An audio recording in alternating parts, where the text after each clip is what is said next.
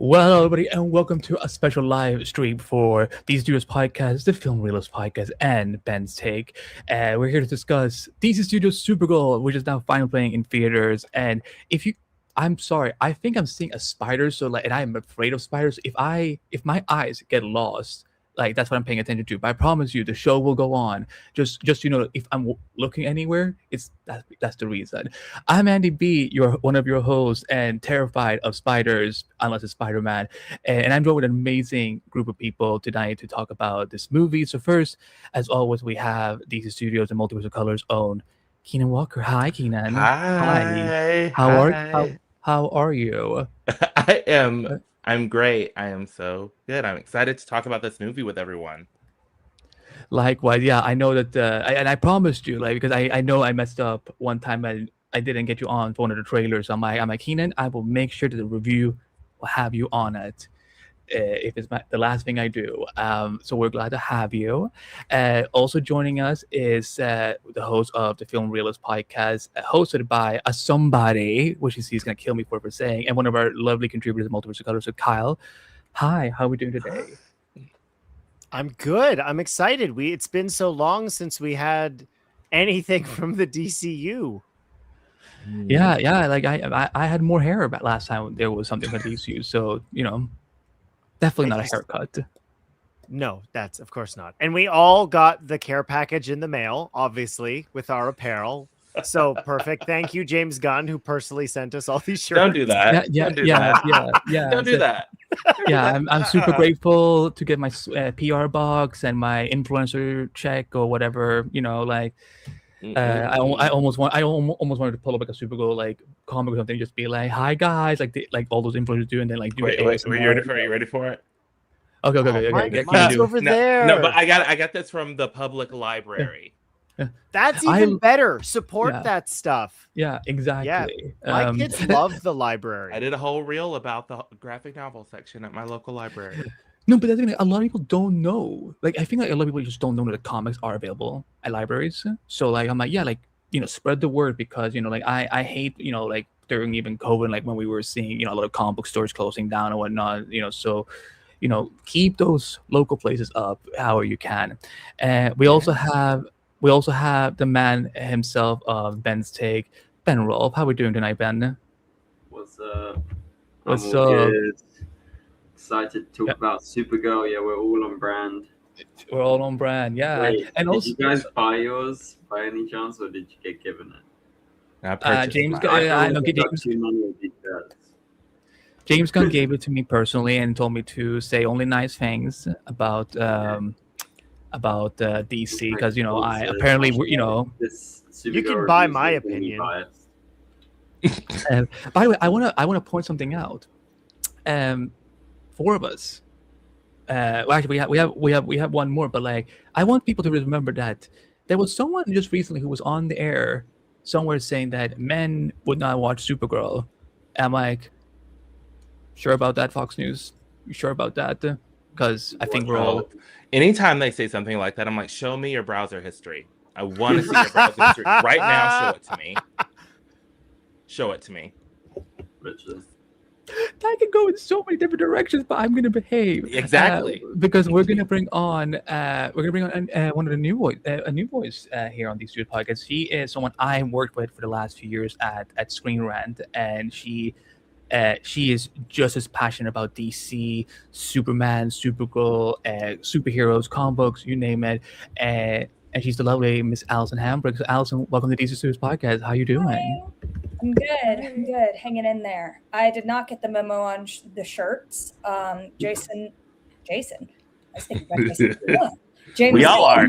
Does not know I exist. Jason Momoa does, but yes, that's there you go. But we're happy to have you, and joining. We do. Yara who was on the last episode. She's going to be joining us later. She's on her way home from having seen Supergirl again. So that's awesome. So she will be with us hopefully shortly. But lastly, last but not least, is the wonderful host of Anarchy, someone who also puts a safe when it comes to putting out safe community spaces to talk about DC, especially in this current age of social media, this guy is one of my favorites. It's when it's on TikTok, when on his own YouTube channel. So we're gonna welcome back the other Ben. Thank you. How you doing today? Oh, there's another Ben here. Cool name, dude. Yeah. Just noticed that. Yeah, I'm doing good. I'm gonna have to figure out how to differentiate. I mean, it's either that I call you Daddy Ben or I call him Twink Ben. Like that's just one of the I like the sound of that. Daddy Ben. I usually call him Benjamin sometimes. So that'll be. Don't call me Benjamin. That's like no, not you. Him, the other one. No, okay. The tiny one. I will be like Benjamin. Like get your ass on seat as Rhino. That's how I will go. But wow, like look, like 5 dudes who watch Supergirl. Like yeah, well, you imagine that. How are you doing, Jesse Walters? You said that men wouldn't see this movie. Again. I stand by what Keenan said. What's up with your browser history? Let's see your browser history. Let's see your process. Yeah, that was. Hey, but you really don't want to see Jesse Walters' browser history. I don't think he knows how to use one. I don't think he even knows how to Maybe use. He doesn't know how to delete his browser history. That will be a mess. No one teach him about incognito windows. You think he's smart enough to know what that word even means? See, but like no. Like when I watched that segment of him talk about Supergirl and like the nonsense he had to say, I'm like,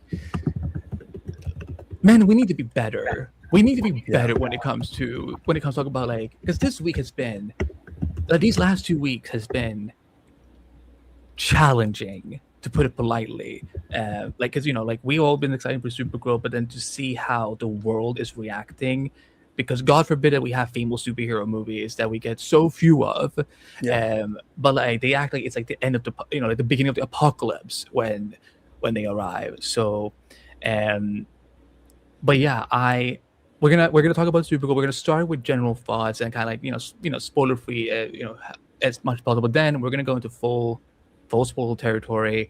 So if you haven't seen Supergirl, I don't know why the fuck you're here, but I'm glad you're doing this either way. But if you want, you can watch this later across all our YouTube channels. So go watch the movie first. It's now playing in theaters worldwide, and then come back and watch the stream.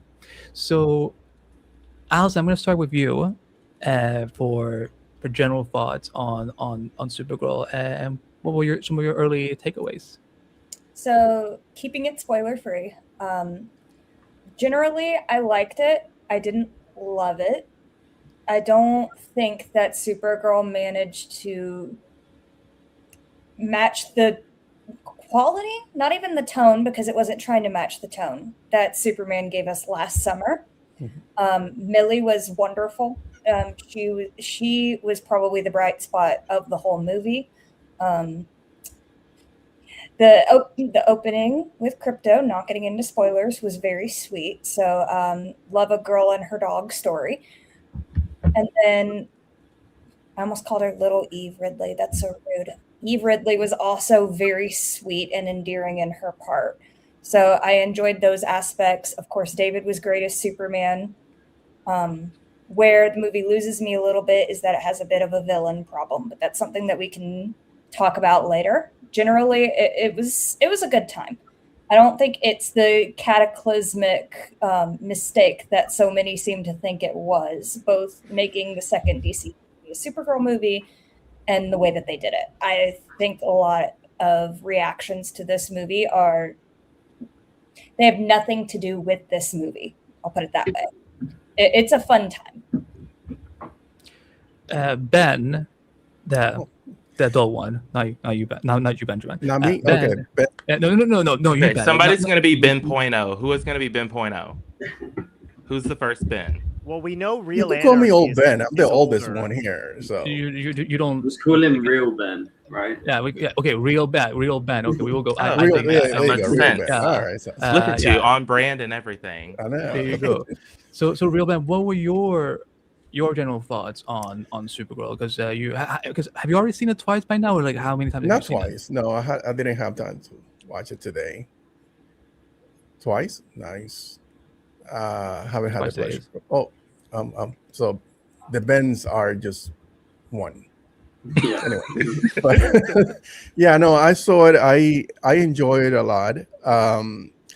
I said this on another live stream that I was last night in, and the trailers didn't sell me a lot on the movie, so my expectations were kind of low, and so when I went to see it, I was pleasantly surprised. And like many of us probably agree, the villain was the weakest point. Millie Alcock is Supergirl through and through.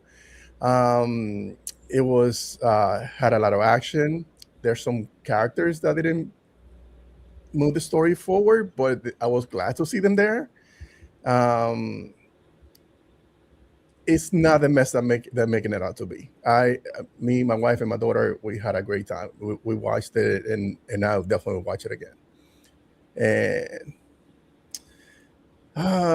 I don't have anything like overly negative to say about the film, because I really liked the third act, the way that everything played out, even the ending, which some people have some issues with, and we'll talk about it on spoiler territory.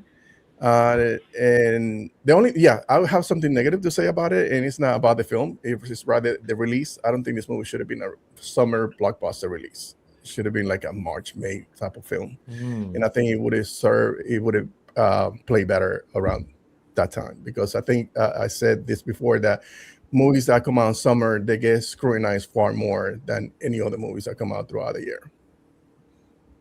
Was I don't know how old your daughter is, but like, is Millie her first Supergirl that she's watched? Yes. Oh, yes, it is. That's so sweet. Yes, it is. So she wants the toys. No, so the merchandise is amazing for Supergirl.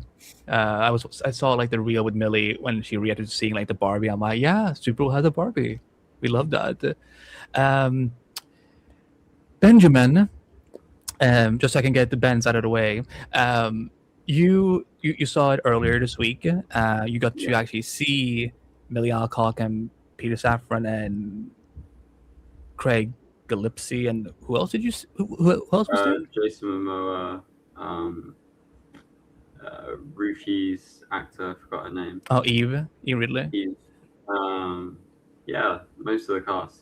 It was really cool. It was like nice to see them before. It was like a kind of preview event, I guess.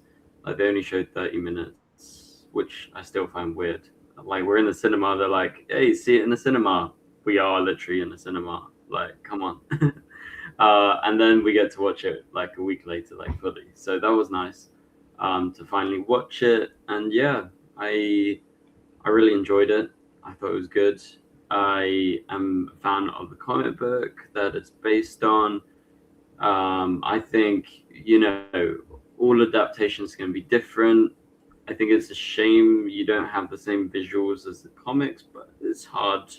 But I generally like the film a lot, and I didn't think it was as strong as Superman. Definitely not. But I think this is a great, second step in the DCU. I really liked a lot of what I saw. Millie's great, and we got to explore the kind of space side of the universe, which I was happy to see, and introducing cool concepts like the green sun and different things like that. Sorry, that's a spoiler, but watch the film, guys. Come on. But it's in here. Yeah, that's true. I'll read the comic. Yeah. So yeah, I was pleasantly surprised, and I just feel like, when you have such a strong opening film like Superman, for me, I think there is that thing like, Pulp Fiction with Tarantino. It's like you can't make Pulp Fiction again. You can't make the second film as good. So you got to take almost like a very good film next up, but and then that's great that it's good and it's good enough, but it's never going to be Superman or Pulp Fiction or whatever. But yeah, that's just the way I see it. So I was happy with it, and I think it's a very good step in the right direction for the DCU. Kyle, what were your general thoughts? Oh, I'm surprised I wasn't saved for last. Only because Keenan requested it, I didn't pick him first. So I'm like, okay, I let him go for last. I'm I'm trying to think of what hasn't been said yet, because a lot of my thoughts have been covered. The selling point of this movie, like I thought about this after seeing it, was that like the amuse-bouche of who this Supergirl was, the app was the end of Superman. So if you were on board with that scene at the end of Superman, you're getting a whole movie of that. This is the entree, and it's awesome. The wild ride, again, it's very difficult to separate yourself if you haven't read the comic. But in terms of selling who this Supergirl is, I was talking to my wife after I saw it that what makes Kara so interesting is that she is allowed to emote in ways that Clark almost never is, where what makes a Superman movie interesting is what happens around Clark, and you see how he reacts to all the crazy around him, where because of Kara's experience being so different than his, that the emotional gambit and toll that Kara has been through lets Millie really sink her teeth into the journey of the movie. And what's been so tiring after seeing the movie, I saw it on Wednesday at a fan event, the conversation around the movie, which I'm sure we're going to get into, that part immediately exhausted me, just because where film criticism is now and then where it was, I don't know, 10 years ago, things seem to be very different, or the bar has changed. I made a note to myself of kind of some different shared universe films and their Rotten Tomatoes critic consensus scores, which I found kind of baffling because I didn't know what they would be. And I feel like we're sort of back where maybe some of us were in 2016, where the second film out of a shared universe is not getting beloved the way maybe we were hoping it would be. Like I said this on Film Reelists, this was my most anticipated movie of the year, and I got a lot of pushback on that because Supergirl's had one film and she was a part of a disaster that came out 3 years ago. So like getting to see this version of the character was awesome. Like that's what I wanted from this. I wanted Kara and Ruthie's journey to be hopefully reminiscent of what was so great about the comic. Allison brought it up. I'm sure we're going to get into it. Creme is not great. But other than that, the movie really did work for me. Like some of it might be overly predictable. And like you're taking 12 issues of a comic and condensing that into under 2 hours. And Ben mentioned it. The visuals are very bland, which is disappointing. The world itself is very tangible, which is great. Like a lot of practical and visual effects enhance some of that. Mm-hmm. Which is great. That is something that you should be doing. But at the end of the day, this is selling Supergirl and got me even more excited for seeing a full movie with Clark and Kara taking down Brainiac, because that's the springboard and I'm ready for it. Especially after their relationship, after you saw them interacting a little bit, I was like, I want to see more of this. Yeah. Mm-hmm. Yeah. Keenan, what are your general? I know when you and I talked off air, you've been very, very excited for Supergirl. What were your general thoughts seeing it for the first time? I liked it, but I didn't love it.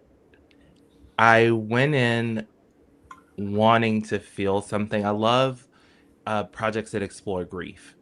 So I went in I saw Superman in the theater 3 times, and I each time left feeling hopeful, like this level of joy.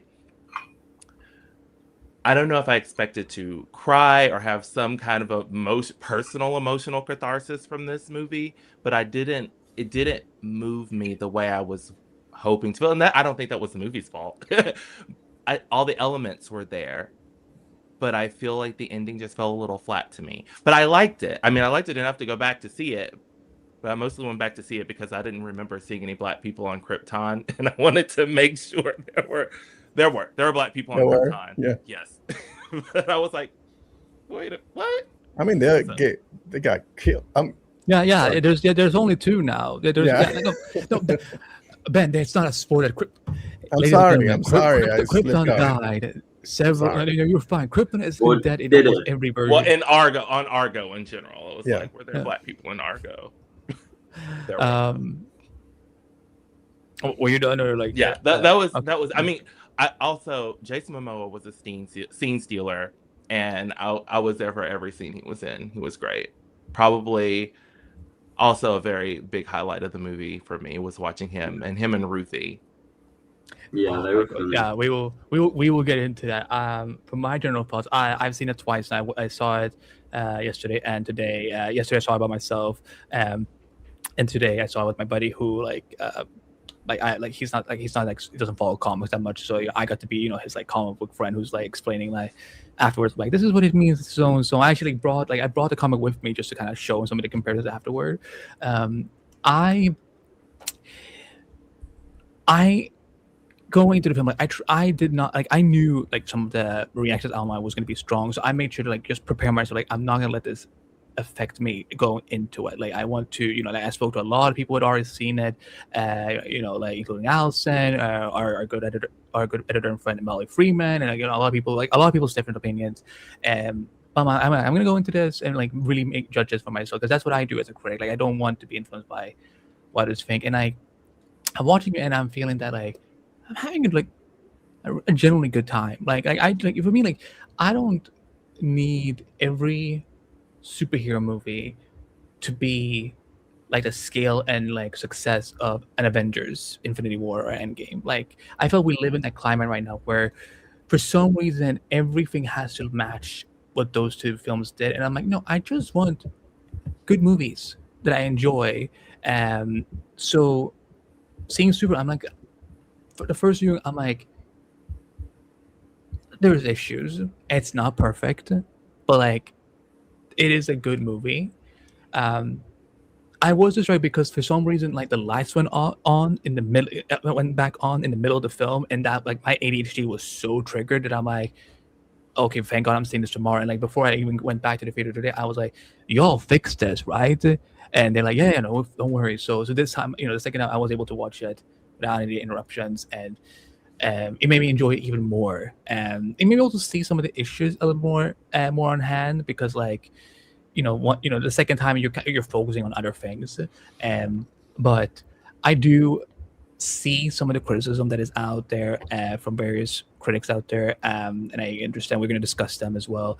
But I do think that that extreme hatred for this film is not justified, and again, like this is what we expect to see now when it comes to any female superhero movies or films that are not led by a white straight male protagonist, because God forbid it's like us people of color or sexuality, like it's like we only started to exist like 5 years ago and we're now like trying to push our way. Like no, we've been here for like millennia. It's like we're fine.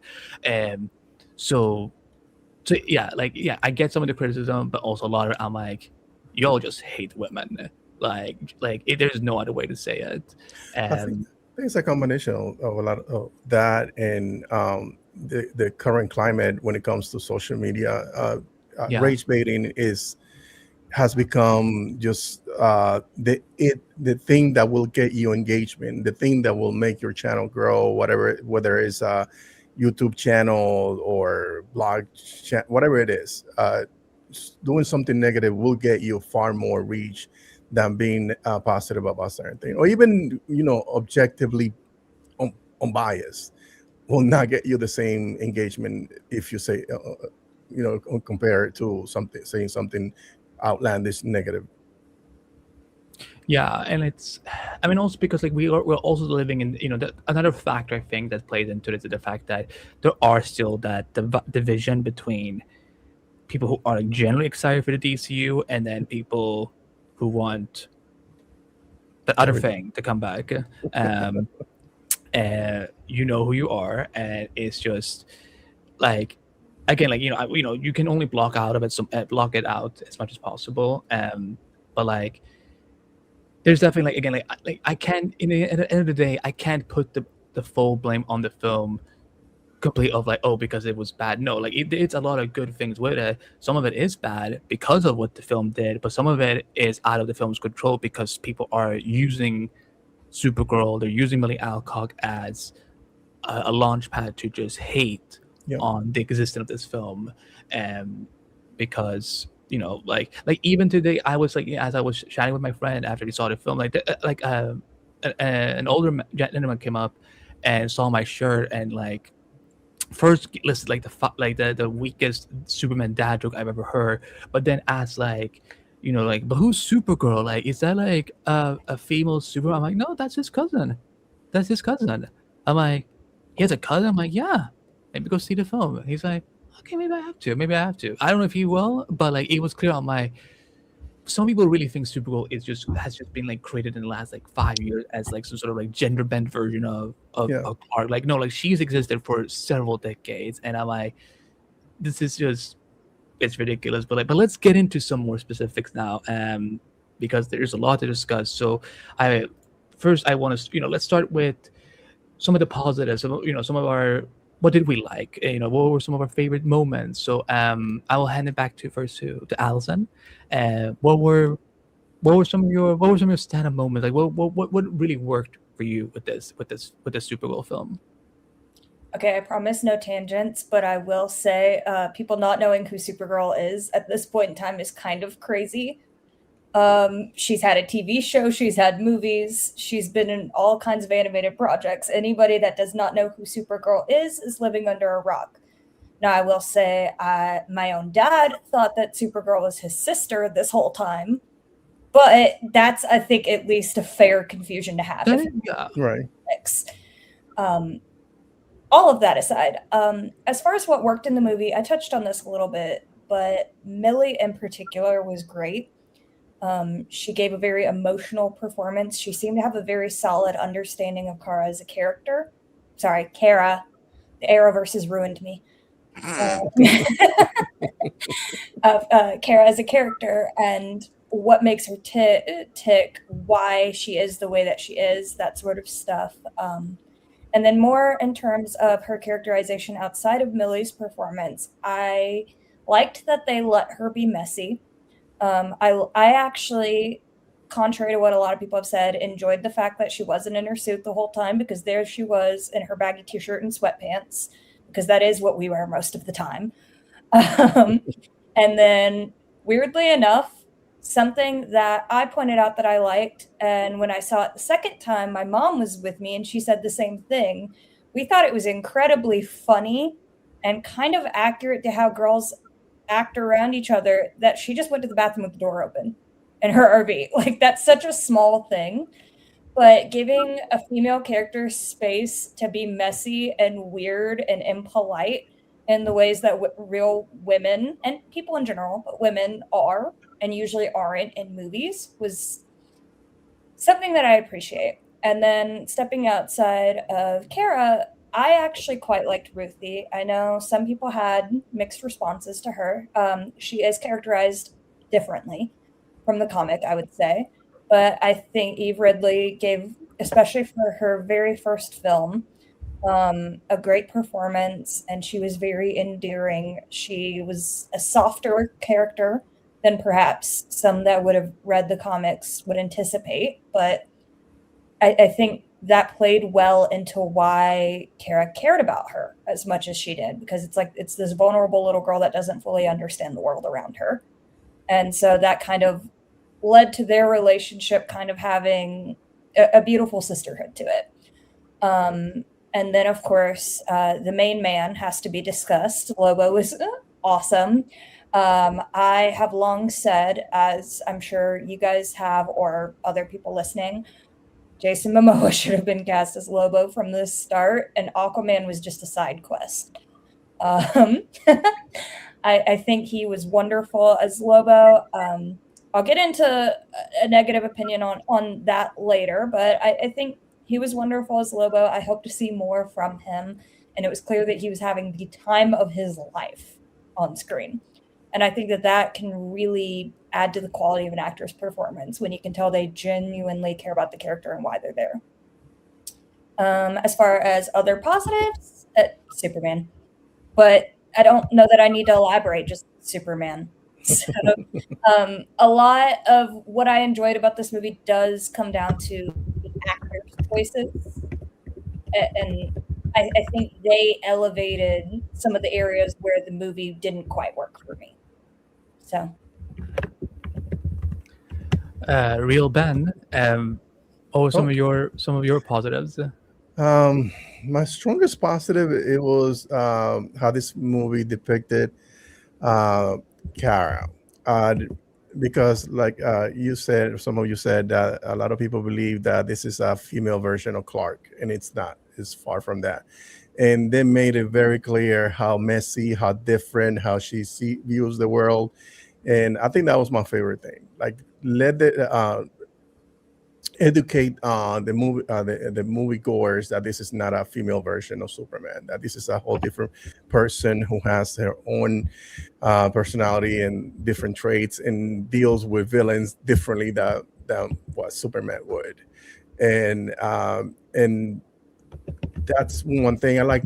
Also the color palette. I know not too many people loved it, but I like that they created this universe where there are different tones for one film to another, from one show to another, even animated from one animated show to another. It's gonna look drastically different, and I appreciate that. It was a little bit desaturated, short, but I still enjoy the hell out of it. The action, specifically on the third act, when you saw her like just full on going Super Saiyan, uh, when she, uh, I thought that was pretty cool. Even like the fighting scenes, the fighting sequence, the flying, I enjoy her flying far more than I did Superman. Even though I like Superman far more, but like I like the fact that they kind of pull back the camera so you see the entire thing. I thought that was pretty good. I like this. What else did I like about? That's it. There's more. It'll get to me as I hear you guys' Okay, opinion, that's perfect. and That's I want to perfectly leave fine. some for the rest of the guys. Of course, of course. Benjamin, what were some Mhm. of your positives, like some of your favorite aspects of this movie? Yeah, I mean, you guys kind of touched on some of them, but like, definitely the tone, how it felt different from Superman. I was happy to see that because we know the DCU is going to be every film is going to be different and stuff. So it was nice to get a taste of that. And considering these two characters, Superman and Supergirl, wear similar costumes, and to the general audience, they're like, what's the difference between Superman and Supergirl? Well, you find out in this film, and I particularly like the ending, which I won't say what it is, but it shows a big difference between the two of them. Yep. And yeah, I was really happy they didn't like kind of shy away from showing that these two are different characters properly. The action scenes, yes, I think it's actually an upgrade on Superman. Like, I love Superman. I thought Superman was great. I saw it a lot of times. But generally, that was the main thing. I came out of the cinema like very impressed with the action. I was like, okay, like they're going for this. It's quite dynamic, and it's made to look like long takes, right? But it's not. It's like they're all stitched together. You can tell, but it's cool. It's different, and I think that shows some sort of like creative kind of identity for like Craig Giuseppe, or however you say his name. And yeah, so I was happy to see that visually it was different, and it's not a James Gunn film. Like, James Gunn was just a producer on this, and he has kind of led the film into what it is, I guess. But yeah, so I don't know. I had a lot of positives, as you guys have said. Like Millie, Jason was amazing. I really enjoyed Jason as Lobo. He really stole the scenes. I wasn't so hot on Rufy. Krem was okay. Rufy had funny scenes with Lobo. Those were my favorite scenes with Rufy.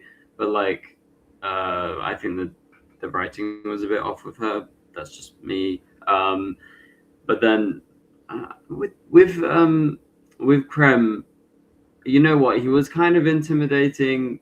Looked a bit weird, but I guess that's the vibe they were going for. I was just still like, I preferred him in the comic book, really. But yeah. Yeah, that's kind of my thoughts on the positives and a few negatives. What about you, Kyle? You're muted. You muted. Sorry. What I liked most is this is kind of a backdoor pilot to how Kara is Supergirl, because Superman explored his relationship to his parents and they weren't great people, which is becoming more relevant in like a bunch of DC characters' backstories. The Batman did it also with the connections the Waynes might have had within Gotham City, and we got to see a very tiny glimpse of just what Jor-El and Lara were like. But what's really great about this film is obviously like Woman of Tomorrow, all those elements for the most part, they're there. We're going to probably get into Creme later. But in terms of how it serves to explain that potentially the other L's maybe were the crazy ones, and we get to see, I think, what most of us have come to think about for Jor-El and Lara, of those caring family, and the role that I always forget both of her parents' names. It's Alora and Zor-El. Just Zor-El, yeah. And the way that their relationship with Kara is sort of struggling to get through to her throughout the entire journey, because her whole life, I mean, we're in full spoilers, but the element of how they used Argo and how they delay her getting to Earth was not the way that I predicted it was going to be done. So I liked being surprised, because it's normally like a stasis pod, she's frozen, she's phantom zoned, right? Like those are typical, or she's like a goo pink lady dating Lex Luthor. Like usually most of the reasons Kara, it's in the 80s, Andy, don't worry about it. But most of the time the reason, or she's frozen, here, I'll give you one. She was frozen underwater and she's in some form of stasis, but the way in which they managed to have quite literally Argo City be its own place, separate from Krypton, and gave us an opportunity to see what Krypton is like, because so often, and I'll speak for myself and then maybe everybody else can weigh in, when we see Krypton, and it's usually Jor-El's like, we're doomed, and they all go, we don't believe you, and you go, you know what, go and blow up. I don't actually care if you die, because they're usually the Council of Krypton. They suck as people in every version for the most part. I mean, James Gunn leaned into that in the way that we hear that reiterated in this movie. Yeah. Like they're sending Kal-El to be a dictator, right? Yeah. Like we see the little pod, and obviously Andy, it's not Brainiac, which I had predicted. I mean, so many probably did, but getting to use it as a much more personal grounding point for Kara, and the fact that she's not canonically she's worn the suit. Timeline wise, it's kind of a mess. I'd be curious, because she's in a coat wearing a costume at the end of Superman. But when we see her through all of this, she has maybe, I don't know. And she was wearing it in Peacemaker for the re-DCU canon. But the fact that she almost for herself earns being Supergirl because of what she goes through with Ruth, that part really worked for me. Like, that's when the writing of the film was the strongest. There's some stuff in here that's relatively generic. The villain, Allison, the villain is the problem. I hated the look because it just screams, I'm scary and evil. Yeah. Which is what made Creme in the comic work so well, was just a suave looking ginger dude. Unassuming dude, yeah. Right? Unassuming. And I mean, we talked about it before we started recording. Putting Krypto in harm's way immediately gets everybody to empathize with what she's doing. But yeah, like I haven't had a chance, real Ben, not Benjamin, brought it up. I haven't had a chance to take my daughter to it yet. The Superman film was their first ever live action superhero movie, because they're the ages right now where they can dive into the DCU. The MCU, it's long gone. It's too much. It's homework now. Maybe it'll be a class by the time they're in university. But my daughter, pretty much since the first Supergirl trailer was released, timeline lies, or she would have had to have seen Superman first. But she's been very excited for this. And I'm going to take them at some point. If it's summer vacation has just started, it hasn't worked out. But this version of Kara is so much more complex than some other versions have had the opportunity, and again, I said this in non-spoilers, this sells who Kara is in the DCU, and I just want more of it. Yeah. Keenan, what were some of agree. your favorites and positives? Yeah, Millie was great. I love watching Millie on screen. I think she was great, and I agree. She has defined who Kara Zor-El and who Supergirl is in this, or Kara. Y'all, I've seen it twice, and I didn't even catch that they were calling her Kara. And I'm actively rewatching Supergirl, like CW Supergirl, so Why? I guess I just heard can't it. physically say that, by the way. Kara? Kara, That sounds so Kara. weird. Kara, it does hurt. It physically hurts to say Kara. I'll do my best. No, I will I'm do not- my best. Kara. Yeah, everyone with me on the count of 3. 1, 2, 3. Kara. Kara. Kara. Kara Okay, Zor-El. anyways. Yes. You know what it reminds but me loves of? her. It reminds me of Daniel Craig trying to say Laura in an American accent in Tomb Raider 1. Lara. Wow. Like it's just he's struggling with that sound. No, we haven't heard them say Lara out loud in the DCU. What if it's Lara? Oh my god, they never referred to her once in the whole, like, we only know Jor-El and Zora. I don't even know if Allura was even said. It was not. Was it just in the Mm. casting? That's crazy. If It's even No, wait. that. Allura. No, Allura was mentioned once in the film. Did So they One. say It her was, name? it was One. in Kryptonese. Supergirl's Supergirl's Kryptonian mother was mentioned once. That is like, Well, mentioned Bravo. she's in the film a lot. Like Yeah. Yeah, she was the, I think she our first loss to the radiation poisoning. the first person that probably mattered to the story. That's Like fair. obviously I mean, a lot for of them. us. Yeah. Yeah. The people we care about anyway. go on, Keenan. Yeah, but I particularly like the way that she uses her powers. Like, she is not afraid to crash out. Like, the DCU got to do the optic blast out of the water before MCU did. They got to do the big, Oh yeah. yeah. Mm-hmm. I was like, that's some Cyclops shit. I mean, it's of course not concussive blast, but you get what I'm saying. Like, the visual of it. I was Yeah. like, The heat vision was awesome because she Yeah. uses it kind like telescopically in a way like Clark's his heat vision's usually pretty boring. But Yeah. like Yeah. she blasts a 4-foot hole through a Right. ship, or she's using it as a torture device. Yeah.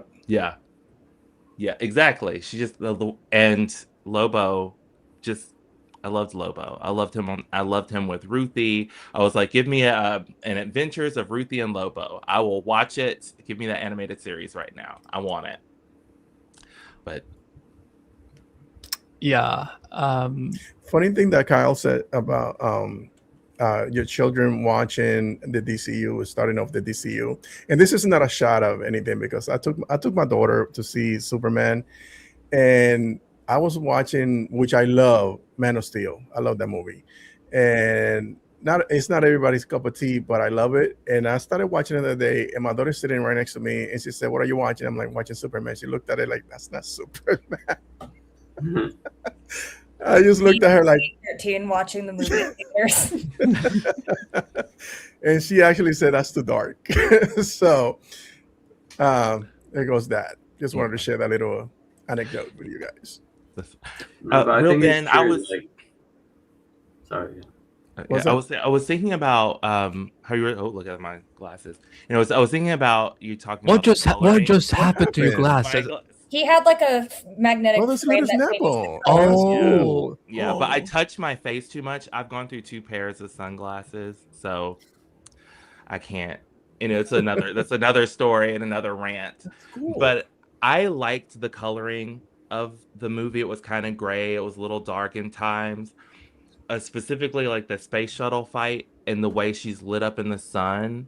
I loved it. oh yeah. Yes. But the color, it was like, throughout the movie, dark, dusty, until the end when she kind of is moving forward and it's a little bit brighter and a little bit more colorful. And I was just sitting here thinking about that after you talked about the coloring. Yeah. That was for me because that was something, I mean, to go in my favorite part. Like, again, obviously, like, I mean, I don't know what else I can say about Millie. That, I mean, this is one of this is a generational casting moves for this character. I mean, we've never had a bad live action Kara. Like all the Supergirls we had in live action have been amazing. I've loved them all. But to see such a different take on Supergirl and see what Millie could do, I'm like, this girl was born a star, and it was nice to, because again, I've talked to a lot of female critics over the last couple of weeks. So kind of like, it is refreshing to see, that female superheroes can be portrayed as messy and flawed and just all being very layered. Because I feel like sometimes like people's expectation of female superhero movies is that it's all bright and sparkly and they're flawless and they're cheerful and they're this and this and that. And I'm like, no, women are just as complex as us dudes are. Like, and we need to be able to show that. Like, because like as funny as it was seeing her show up drunk at the end of Superman last year, like, at the same time, like she's drunk because she's grieving and depressed.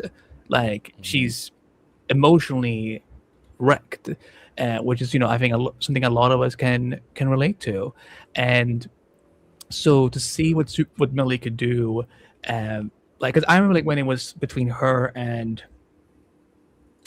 the actress who voiced her in the Tomorrowverse, Meg Donnelly, I think. Yes. Her. Yes. Because I had I don't watch the Game of Thrones franchise, but so like I was like I would love to see Meg get the role.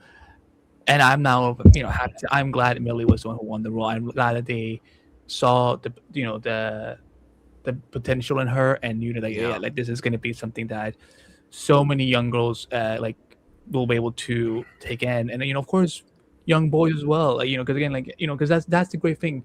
People like to think that superheroes and comic books are just for men, but it's like no, it's for everyone. And like men can look up to female superheroes just as much as women can look up to male superheroes. And for me, like seeing Kara, and as you guys pointed out so brilliantly, is that they really show you that she isn't just, Clark as a girl. Like, like she, because she had a life at Krypton. She got to grow up in Kryptonian culture. Like even like the scene, as fun as it was when he was like, I don't speak Kryptonian, and like, like I don't know what you're saying. I don't know why I'm speaking louder. Like I'm like that is so Clark. It is so adorable. But I love that. But it just speaks to the fact like, she lost her culture. She lost her people. Yes, Clark lost his Kryptonian heritage, but he also never had it to begin with. Like you can't miss something that he didn't really get to experience. And I love I loved all the Krypton stuff. Like like it's very similar to like one of the best parts of Man of Steel is doing that 20-minute opening at Krypton. Krypton here in Argo City. I'm like, fuck, I want more. Like this is so good. Like I love that this Krypton and this Argo City and this Kryptonian culture. It looks different. It feels more comic booky because like I am over the crystals. Like I am very much over the crystals. Like I like the fact like it looked very futuristic. Not even futuristic. It looked timeless. Like something like you would think of from Superman the animated series in a lot of ways. From the bits and portions we did see of Krypton in that show. So like heck, like if they wanted to pull another Krypton as a do a prequel at some point as a drama, like I would love to see that. Because I think there's so much we can explore with that, and plus I'm also bitter that sci-fi took Krypton away from us too soon. I don't know, like E. Ridley, like playing this kind of character is not easy. I think, especially she could be so annoying. It was Arya Stark. Is that Maisie Williams' character on Game of Thrones? Yes. Okay, cool. I knew one thing. I know that.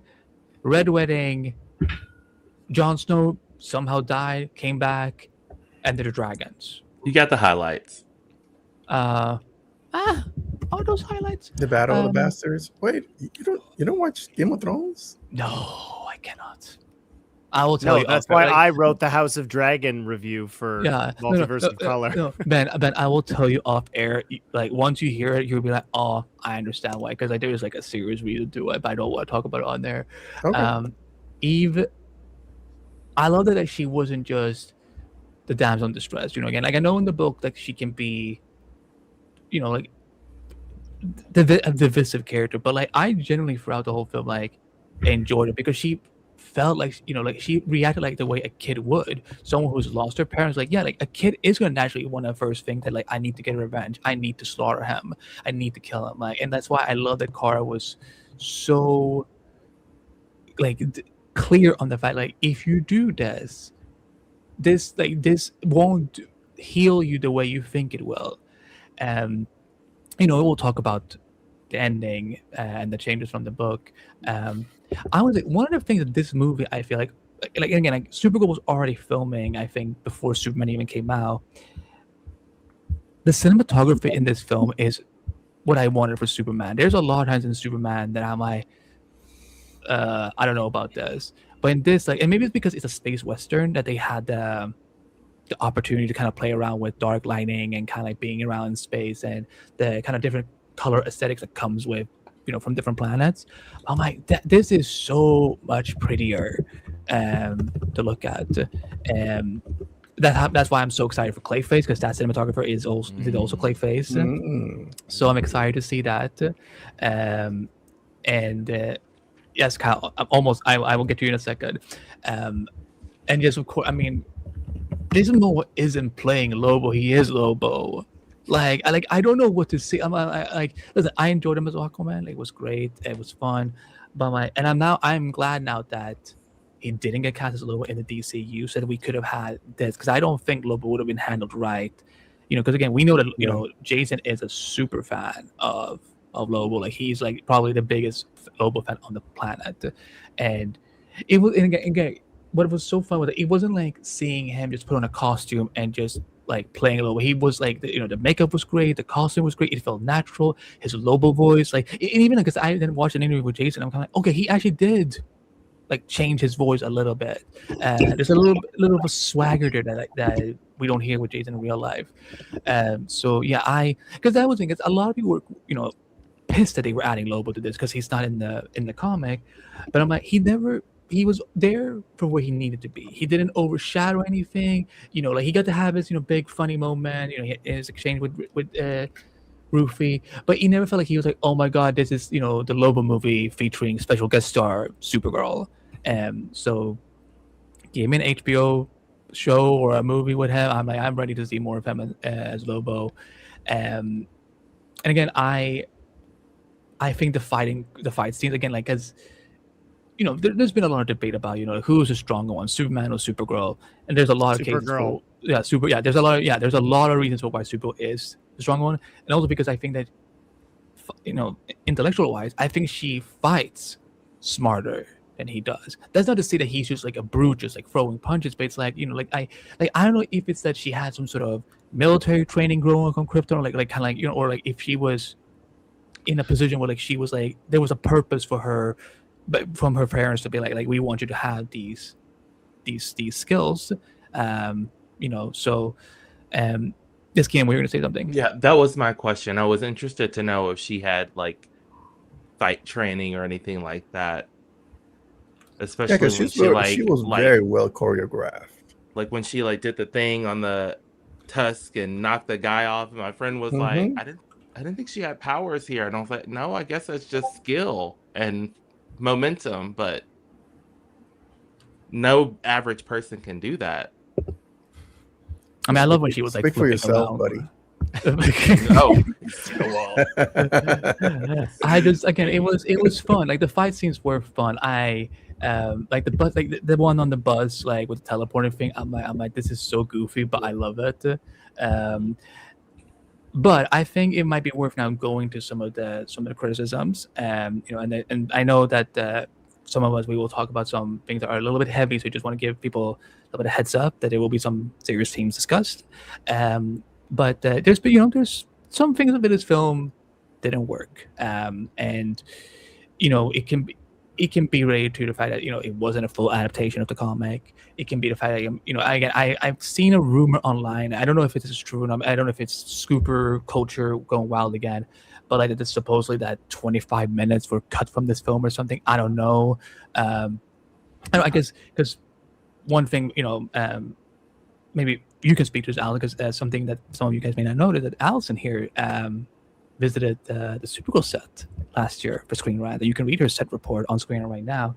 But when you were there, and from what they were working on and shooting, was there the things that you saw there? Did it end up in the film, or like was there something that actually like we may have lost? Because if it's true that there were 25 minutes that were lost.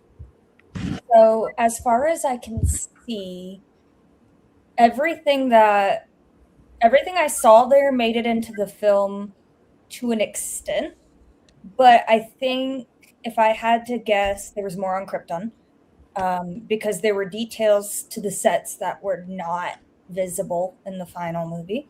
For example, one of the places we went was the temple where they had Alora's funeral, and there were these big, huge golden doors, and it had it wasn't quite hieroglyphics, but it was essentially like a gilded, embossed door, and it had Ra, the sun god from Krypton on it. Mm-hmm. And while they showed the funeral procession very briefly, her meeting Krypto, which was actually the scene I watched be filmed, it's a lot cuter when you see the dog than when you see the guy holding the little ball. But some of that stuff, I think the original version of the film probably spent more time on. As far as things I saw that didn't make it to screen, I think some of the aesthetics were a little bit different as of filming in April 2025 compared to release after post-production. For example, all of the concept art was a lot more colorful and matched the visual vibe of the comic more. Now, whether that's something that they decided in post not to do, or whether it wasn't practical, they did a lot of their filming actually outside, so that could have been a factor too. But for example, it was in the concept art much more apparent that there's a red sun. The sky was a different color and things like that didn't quite make it into the movie. And that could also just be a practical thing. Could also be that they were trying to avoid, and Andy's going to hate that I'm about to say this, looking like Smallville season 10, where it's they just have an orange filter all over everything. Yeah. I can be mad about it because, by the 10th season, the budget was well, and it was the CW in 2010, 2011, not exactly a fair comparison, but they could be trying to avoid some of the aesthetic pitfalls that come from being a little overly ambitious. I heard myself. Did somebody unmute their speaker? I clicked the link accidentally and opened YouTube. Oh, so you're just watching me? Okay. No, he's watching himself. He's just oh, look how great I look. I'm kidding. But Allison, let me if you don't going off of that. Yeah. And like I said, for people who want to check it out, her set report is live on ScreenRant. It's an amazing read, and of course, a little jealous, but she did a great job, and I am so glad she got to do it. But Allison, for you, what were some things that didn't work for you with Supergirl? From someone who's both read the comic, someone who has a lot of the Kryptonian DC attachment to, what didn't work? Okay, I'm gonna start with the non-heavy stuff and then save the heavy stuff for the end of this little spiel. As far as things that didn't quite work for me, I'm actually somebody that thinks they didn't push it hard enough with not specifically the color grading, because it seemed that they were trying to go for a specific mood. And while that didn't necessarily land for me, I can respect it. But I think they didn't go wacky enough with some of the settings. A lot of it didn't feel particularly alien, other than when we had people in prosthetics on screen and a little Seth Rogen alien, and that kind of stuff. So I think they could have pushed to differentiate it a little bit more. And there were some moments where they did, like when they showed the outside of the rest stop, and it looked almost exactly like the panel in the comic. That was really cool. Yeah. But I think it could have stood to be a little bit more visually distinct. That being said, I do think comparison can be the theft of joy sometimes, because having read the comic and seen the art, I find myself wishing that more of that had made it to screen. And I think having seen that there was a stage in the planning of the film that was the plan kind of bums me out. But I don't think what made it onto the screen was bad. I think it just lost in translation some of what made the comic so visually appealing, and that was a major aspect of why Woman of Tomorrow was as good a read as it was. It's also pretty. So that aside, I have mixed feelings actually on the writing to bring Lobo into the They story. could be trying to avoid some of the aesthetic pitfalls. Keenan. But I think the word shoehorning comes to mind, and I say this as somebody who actually really enjoyed his presence in the movie. And the part where he and Ruthie talk, I agree with everybody here that was great. However, I think it was kind of a weak first introduction to the character, if only because, okay, they introduce him, his code, he's after one of the brigands, okay, but then he gets defeated the first time we see him. He, beyond helping, I don't know. The thing is, we have to keep Lobo in the story, so he has to get defeated to stay in the story so that he's with the brigands, but that, I don't know. It's kind of awkward storytelling to me and awkward characterization in terms of power scaling. It's a little bit hard to believe that this is somebody that can fight Superman. And that's where I have a little bit of an issue with the way that they depicted him, the way he was brought into the story, and the way that they kept him there. So yeah, overall, I enjoy Lobo. It's just whomever takes it from here is going to have a task, making him seem like he would be formidable enough to go against Superman, if that happens. And then the ending is something where I see both sides. A lot of people really like that she chose to be different than Superman and kill Krim. I think that is good in terms of differentiating her from Superman, but it's bad in terms of confusing the moral that she was conveying to Ruthie. Because she stops Ruthie from committing a revenge act herself, but then isn't it technically a revenge act for Kara to kill Krim too? So I think it's not a terrible change. It just muddies things a little bit. Now, that being said, that's a matter of opinion. A lot of people do like the change, and I think differentiating her and Clark may be more important than getting that don't take revenge message pitch perfect. So to each his own. Now, here's where we have to get into everybody's least favorite part, and this is also where things are going to take a little bit of a heavy turn. Krim is a problem. Firstly, I think his redesign kind of overshadows what they could have done with the character, because I think just a regular dude who is really menacing can be just as good a villain as somebody with all those facial piercings and the rat tail really wanted to cut off the whole movie. So that was a problem. And then I don't think that the actor's performance did anything to make Krim particularly intimidating a lot of the time.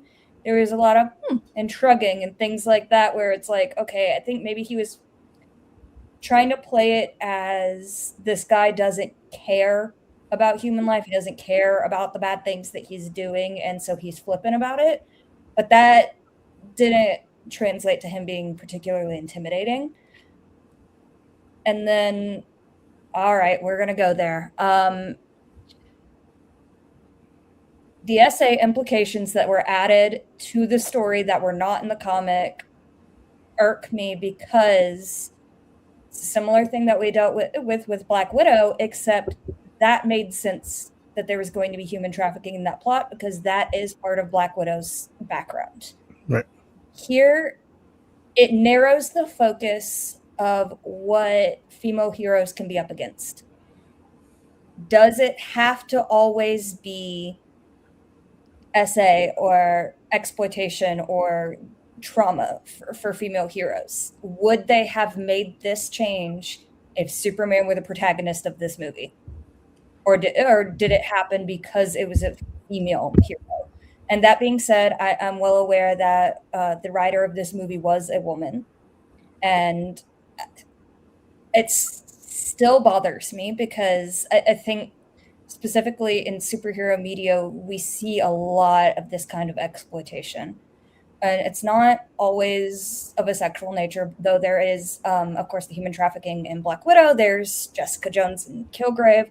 And then in a less exploitative but still traumatic way, there's Captain Marvel having lost her memories. Like, there's a lot there's a lot of weight that can be placed on the sort of stories that females can be the hero in.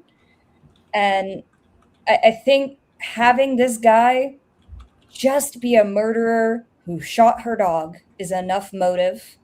The point has been brought up to me that maybe this storyline was added to make him more hateable.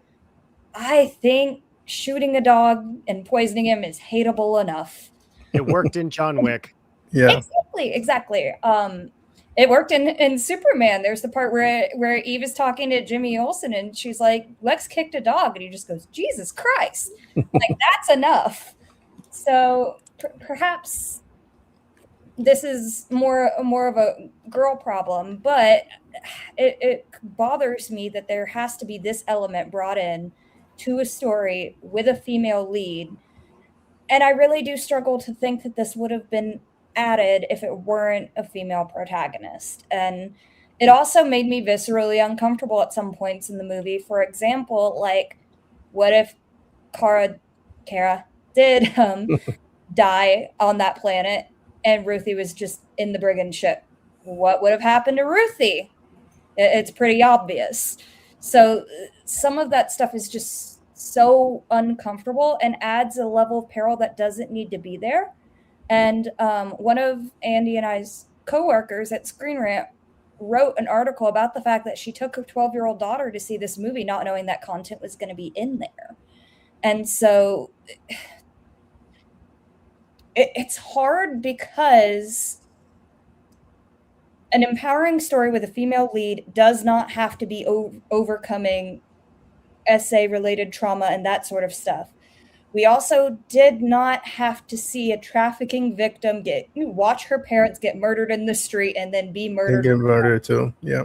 That I don't know. It felt in some ways insensitive and a little senseless. It was not necessary for the story to have that element. He could have just been an evil guy. Will you have feel the same way? Because I'm thinking about the writer, because Noriega wrote the script, and you would think that she will be a little bit more self-aware about all those things. It makes the movie worse. Yeah, that's what I was getting at. Do you think that it's worse that a female actually went there and kept all those elements in the film? I should specify. Sorry, fair. Allison. My thing was, I was agreeing with what you were saying. Like, it feels like an unnecessary complexity to your exact point that has become a trope that it made absolutely no sense to me to have that be included in the story. And like, I mean, maybe we'll talk about it later, but like James Gunn saying the scripts were always have to be ready. Like, is this the first time where you're like, but like, this feels like edgier James Gunn that would never have been hired by Marvel. Like, it's those are the elements that make this feel like it's trying to do something, yet if ignoring the comic more has been the downfall of like what doesn't work in the movie. So go on, Allison. Ben's question, I wanted to say, I don't know that it's necessarily fair to say that it would be worse coming from a woman, because I don't know her life. I don't know her experiences. This could have come from something personal to her. This could have been a story she wanted to tell. And I don't think it would be fair of me to disparage that.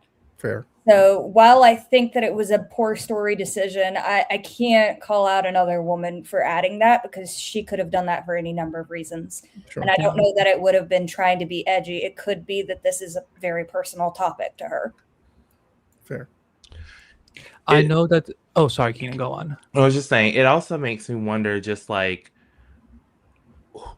who looks at these before it gets to a certain point. So I tell this story a lot. So I used to do marketing in a clinic system, and there was an ad that went out before I started working there. It was a plastic surgery ad that read, "Make him fall in love with you all over again." And that ad was approved by all white women. And the few men that saw it, that I asked about it, when I found out about it, they were like, I didn't feel comfortable saying I don't think this is okay. And I was like, you should always feel comfortable saying that, because that was not okay. And they got a lot of flack for it. And so it makes me wonder, when people are looking at things, this is the importance of DEI, because you want other people to be able to look at things. But that's just my thought on that. Well, maybe the one that respect, because like Allison said, maybe when she tried to tell that story, she was speaking from a personal place, and they might be aware of those things, and then they don't want to be pushed back on those things that are so important to the writer. So it's really difficult to, from here, make that assumption that that it was the wrong choices to make to keep those elements in the film. That's fair.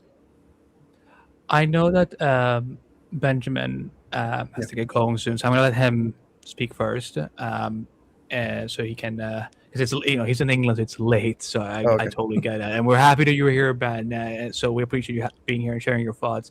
When it came to things that didn't work with this film, you alluded to it at the beginning about it not being full like the comic and stuff like that. What were some things that in the end didn't work for you? But even though I know you did enjoy the film quite a lot, but what were some things that just kind of fell flat? Yeah, I think some of the writing, like just the dialogue, occasionally was just a bit too like on the nose, or like a bit like a few one-liners and stuff, and just like the way, like I mentioned, Rufy was kind of written, like it just seemed a bit, or maybe it's the direction, I don't know. It's one or the other. It just like, it seemed a bit forced. It seemed a bit like not natural, like I felt like everything with Kara was so natural. It was like flowing out of her, like it was just fully embodying what they wanted. And yeah, just there was just a few lines I was like, just kind of takes me out the film a little bit. But yeah, like I like Rufy. She was cool in the comics, and yeah, I think this version's interesting, but yeah, a bit different from what I expected, I guess. And Krem, the design, I don't see the point. Like he's trying to just forcibly make it more intimidating, but he just looks like he's in a fucking gimp suit. Like, I'm sorry, like like when he first comes in, you see the mask, I'm like, that's the guy from Pulp Fiction, so I don't know. I think that was a bit unnecessary. But yeah, I think in general, like I try not to pay too much attention to what people say online and stuff. Like if I enjoy the film, I enjoy the film, and like, yeah, so many people have asked me like, what do you think? Like, what do you think of all the reactions and stuff? I'm like, I don't get, like, people can say what they want to say. Like, let's enjoy the film if we enjoy the film, and if we like the characters, if we like Supergirl, like, yeah, she's a exciting character. I'm really happy that DCU is actually going into Supergirl, and I think for me, like, it was just nice to see Supergirl being different from Superman, but also setting up like the potential for Man of Tomorrow. I think that's exciting for me. I'm thinking like, okay, like what if Supergirl and Superman are facing off against Brainiac? Are we going to get a moment where like Superman is like holding Kara back. You know, like that could be a thing. And yeah, that got me excited. Like, but yeah, negatives. Online reactions are always going to be like that. Like I knew that going in. I think we all knew these online like fucking incels. Oh, they're never gonna like a female-led superhero film. Yeah. Like Wonder Woman was amazing. Like, but they're never gonna love it because they already have their ideas in their head already, and they're gonna spread that around. I think also the like Rotten Tomatoes score is not great, obviously, but it's still better than a lot of the past DC films. So it's not like the worst. It's not the end of the world kind of thing. And a lot of people like it. You shouldn't just listen to just film critics, you know? Like, if you enjoy the film, enjoy the film. You don't have to feel bad about enjoying it if some people disagree with you, you know? To Ben's point, because it was funny because like when I brought up the comic to show my friend, I'm like, can you guess what he looked like in the comic? My friend had no idea. So I turned like to the page and I'm like, here's what Krem looked like. And he's like, so why didn't they do that? I'm like, I don't know. It's like wild ginger Oliver Queen or something. No, but you know what's hilarious? There's one of the Bridgens that was, you know, like in like the extras. There is one who has like the ginger red hair and like the beard, and I'm kind of like, this is goofy as fuck. The fact that they have someone that looks exactly like him in the comic, but it's the other actor who got it because yeah, like, and I really tried. I'm like, I'm gonna like give this villain a chance, but like every time he was on screen with those freaking, I'm like, I can't. So gross to look at. It's yeah. But Benjamin, is there anything else you want to share about Supergirl before you sign off and get some well-deserved rest? No, I mean I'm just happy to see Supergirl. You know, I'm a big Supergirl fan. I love the TV show. I liked Sasha's Supergirl in The Flash. She was definitely the best thing in that film. Supergirl is cool in the comics, obviously, and Smallville, and yeah, like it's just nice to see Supergirl being a part of this new universe. So yeah, happy to see it, and you know, it's good that she's getting a bit more well known because I think it's a cool character. So yeah. Well, Ben, thank you for joining. Benjamin, thank you for joining us. I'm not letting go of that, or Ben, he's staying. Benjamin, thank you for joining us tonight. We will see you on the next one. Cool. All right, nice to meet you guys, and thanks to everyone who's tuned in. All right, see you later. Bye, Ben. Good night, Ben. Bye. This is what, just before I continue, like letting everyone else share, like this is what film criticism needs to look like, because it's gone to a point where everyone is more interested in shouting matches, personal attacks, not wanting to hear each other out, because again, like, I will admit this. When I chatted with Allison a little earlier this week, I hadn't seen the film yet. But when she pointed out to me some of these themes, and I'm like, she's right. So, when I saw it, and I'm like, this is not good. This is an issue because how do I say this? We know trafficking is a very, very real thing. I say, thousands of people who commit these crimes, they walk free every year. Justice is never served. Does it belong in a superhero movie? I think it can, but that it's always the female superheroes' responsibility to have to tackle those themes. It raises two problems. One, it paints the idea that in order for trafficking in SA to stop, it's all the women are the ones who have to stop it. And the second problem it creates is that it makes it so that it's almost like telling men all over the world, like, this is not your problem to fix. And that's a fucking problem, because in a world where we live, where red pill dudes, Andrew Tate, America's president, etc., exist. Like these are real issues. But was it the wisest choice to add to this film? I don't think it was. I did pull up because there was a quote I'd read from Anna for the Entertainment Weekly. I can put it in the chat so everyone can check it out.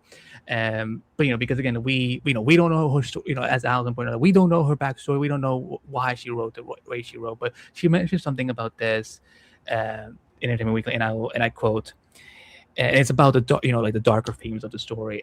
It's not in any surface way a movie about that, but it's a movie about these daughters. It's a movie about daughters who don't have their parents and who are left on their own to navigate a vicious world without the direct guidance of their parents. I have a daughter. I don't know if I could have written this exact movie without having had her. And given how, again, like I said, this is these are ongoing problems in the real world. People, the powers that be, are that could change the laws that could help stop this more. They're not doing anything. They either are bribed, greeted by money, they turn their head, they just close their eyes and turn their heads that away. So, in my case, when it comes to, because we were talking about the whole Kara killing Krem, I was like, men like Krem do not deserve to live. Like, I like that this was a change they made. I stand, as much gripe as I have with the Snyder fandom, like, I still stand by one of the best things the man still ever did was having Superman kill General Zod, because that man didn't give two shits. He was gonna kill anyone in anything because he wanted to personally get revenge on Superman. And and I think that what Kara did here, I'm like, and again, I don't think this is something that you're just like, she did it and we're never gonna talk about it again. No, I think there will be moments in the future to DC where, like, she's gonna have to address this. She's gonna have to deal with this for herself. Do I think she's gonna start she's gonna be like the killing Kryptonian hero? No. I think this is something like they're gonna build up upon. And because for me, I'm someone who watch a lot of television, and I always have to remember that each season is meant to develop and further a character's progression. Like, they're not supposed to start out, like, a pilot should never have a character start out being perfect, knowing all the right things to do. Like, they need to do mistakes. They need to be, not know how to go the right way. And that's the same with Carla. Like, wherever we see her next, when it's Man of Tomorrow, or this other project now that they're teasing that she's have a big role in, let's see how this plays out. Like, people, like, some people have already written this movie off for many, many reasons. But one of the reasons they're like, oh, she's gonna, this is the expectation we should have for Supergirl now. She kills people, Superman does not. I'm like, no, it's not that simple. It's not that black and white. Ben, what were you gonna say? Well, I was gonna say that I agree with you that I liked her that she got her hands dirty, but the way that it was executed, it feels like she doesn't have a problem doing this. And it is not the first time that she did it, because in comparison, you shed some light over the whole thing about Superman and General Zod. When Superman kills General Zod, he screamed in agony because he did something that is a rule that is not to be broken, and he knew. But this man, he had to kill him because he had a purpose. The purpose was to decimate the entire human race. And there's nothing more terrifying than a villain that has a purpose. And this guy was just a wild animal. And maybe his purpose was to go through the galaxy and do these things that he was doing. And maybe she did it because of that. That's what he represents. Like, let me kill this guy because he's going to continue to do it. But her reaction to it informed me that she doesn't have an issue with ending a life if this if this individual is going to continue to be a problem. And I think, Kyle, I don't know if somebody touched up on this earlier, where I think that might be addressed on Man of Tomorrow, where Superman is like, dude, you cannot go there. This is not what we do. This is the second time or third time that you do it, but this is not who we are. So maybe that probably needs to be addressed in the future, more so than showing that character development where she became this jaded individual who doesn't care about killing. No, I agree. If they don't follow up on this, that's bad writing. Like, Yeah. if James doesn't follow through, that's on him. Like, that's, like, in the end, like, Millie can give all the amazing performances in the world, but if James is not following through with his characters and letting them grow, and like he is just like, this is just like a loose thread that we're never going to deal with ever again, that's on him. That's his fault. And so I want to give him the benefit of the doubt, but at the same time, to your points of was this something that Anna and James and Craig like purposely like actively had discussions about, or was it just that no, let's have him kill him because this is how our Supergirl is? Because yes, I'll let you speak next, Kyle. I was going to say this again. Like, that's why I like some people might say he's just Andy is just given like he's just being a chill for Jim. No, I like to give any storyteller the benefit of the doubt. Yeah. That was my case. Like as someone who did 9 seasons of the Flash podcast covering the TV show, like I by season 3, after season 3, like I God, like I was like, okay, like you all need to step it up, and like each season, like some of it improved, some of it did not, and like again, like I by season 9, like I brought up my issue. I'm saying like no, you all, like some of you guys fell through. You have had 9 years to develop these characters, and you're still reverting back to things that they should not be doing 9 years into a TV show. That's something they should be doing in season 1 or 2 or 3. So, but again, like I said, we haven't seen Man of Tomorrow yet. We haven't seen what they're doing next for Supergirl. So again, like, yeah, I think it's fair to have a wait and see approach. Yeah. Yes, Kyle, what were we going to say?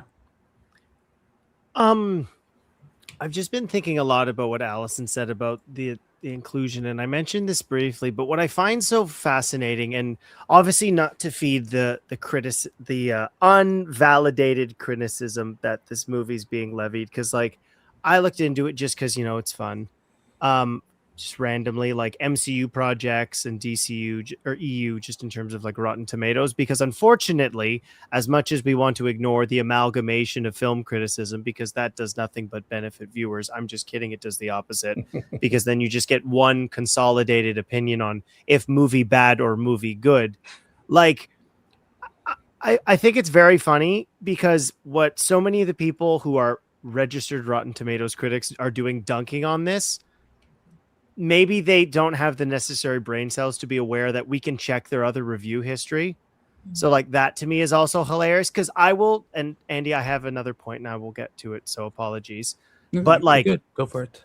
Thor the Dark World, higher Rotten Tomatoes percentage. Are we joking? That is easily the worst MCU movie, maybe one of the worst. Thor, Love and Thunder. Like these, and then there's some other ones, but I do have something I want to talk about specifically with the comic, but I'd like to get Allison's opinion on this, because I do think it's relevant to what we've been talking about. I remember, and again, this is from my perspective and some of the opinions I got, but one of the things that shocked me about what they did with Age of Ultron was the way in which they portrayed Black Widow's history. And like, it felt completely tone deaf to what they were doing when it came to presenting a woman who was incapable of having children compared to Big Raging Green Monster, and like how tone deaf that felt at the time. I mean, very different things. And then obviously Black Widow's use of that story was much more, I would say, aware of its implications in terms of what they were doing. But I mean, quite frankly, I think Supergirl is a better movie. But what I am baffled by, and I think this would have served the movie better, and Allison, you've confirmed it yourself, is that like they were going for, like, my comic book's over there, I don't want to get up, but like a bunch of us have it present in front of us.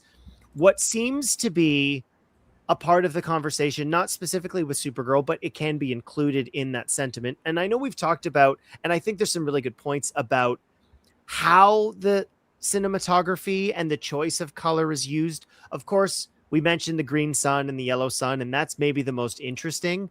But Allison also did say, and I agree with her, like a lot of the time it's like we're in a different shack on a different planet, and you maybe have the volume outside of the shack they're walking into to illustrate different planet, right? We get a landing, and then they're very much so on a set. But like since I would say probably June of 2023, which when it ironically connecting to the Flash, when it really felt like average or below average, like the Flash, blockbusters were not going to be successful anymore. Because June of 2023 was Transformers Rise of the Beasts, Indiana Jones Dial of Destiny, a film I actually quite enjoy, and then we had the Flash, which like maybe pre-pandemic those things are successful. And what seems to be, and I find this interesting, especially given Gunn's experiences, that what the audiences is really looking for is things that feel solely unique and worth the film going experience. One of the main criticisms of the MCU has been the use or lack thereof of color. And I know from people in my own life who saw trailers for this and did think it looked like everything else. Not the fact that Millie Alcock and Supergirl were in that. I don't have, at least the people that I would talk to in my everyday knew she existed. That if you chose to maybe more adeptly adapt the comic, which this is maybe one of the first times it's been most adapted, like there's multiple different instances of things being brought in. Like I like the Ultimate Edition of Batman v Superman, and there are elements of different comics in that, like the Dark Knight Returns and that stories. There are other Batman stories, Zach. I don't know if you know that, but regardless of that, like it's the closest thing we've gotten to it. And I think where I struggle, and there's been so many excellent points about the addition of that story and the different experiences that writers bring to telling that story. I am not a mother of a daughter. I'm a father of the daughter. My experience is obviously different, but where my biggest issue is, I think the narrative inconsistency of what they're trying to go for with Kara and the back and forth with Ruth, and adding that other stuff that I think really does weigh it down. What I didn't like was they spent so much time giving us a backstory with Kara and who she is, and we understand at the beginning why she's like that. But in the way that she explains death, it doesn't sound like somebody who hasn't done it before, which narratively doesn't work. Like, again, none of us here are going to undercut this seriousness of what Krem is doing to be a villain, like in terms of what they've added with the essay and the wives and all that stuff. You can have Kara be different. I shouldn't be laughing. I'm sorry. Kara is clearly different than Clark in all the times we see them interact. And I think you can land Kara. I've been doing it too much. Kara killing Clark, not Clark, killing Krem. That'd be insane. That escalated quickly. Yeah, that'd be a Red Sun moment. The comic also really terrible. Yeah, because Mark Millar cannot write. Like, I'm on the side, as the both of you said, with Man of Steel. Sorry, Andy, I know this tangent's gone on for a long time. That I think I disagree with, I guess I can just say Ben, because the other one's gone. I hope he's sleeping. That that rule may not have existed for Clark until that, like after that moment. And Man of Steel, it's not called Superman, right? It is literally that version of Clark becoming Superman. Mm-hmm. And I'd be curious, and we'll hear about it maybe more later if they have more spoiler discussions. Like I said, with the costume, is the killing of Krem, and this maybe would have been, I think, more successfully if they wove this in, is Kara killing Krem, like her shedding some of the stuff she's been dealing with. But I don't know, because of the additions that I do think pull away from what could have made this succinctly something unlike things we've seen before.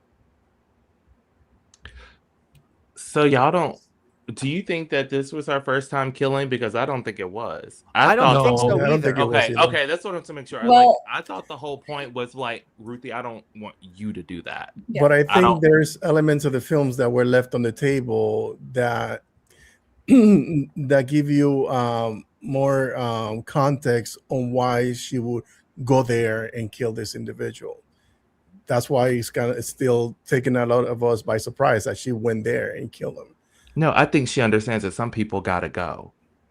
Yeah, but also as a viewer, like I don't think Yeah. there was enough exposure to say, hey, Like- she's going through this journey, but there's Mhm. these key points that will that will inform the viewer that she will go there if she has to.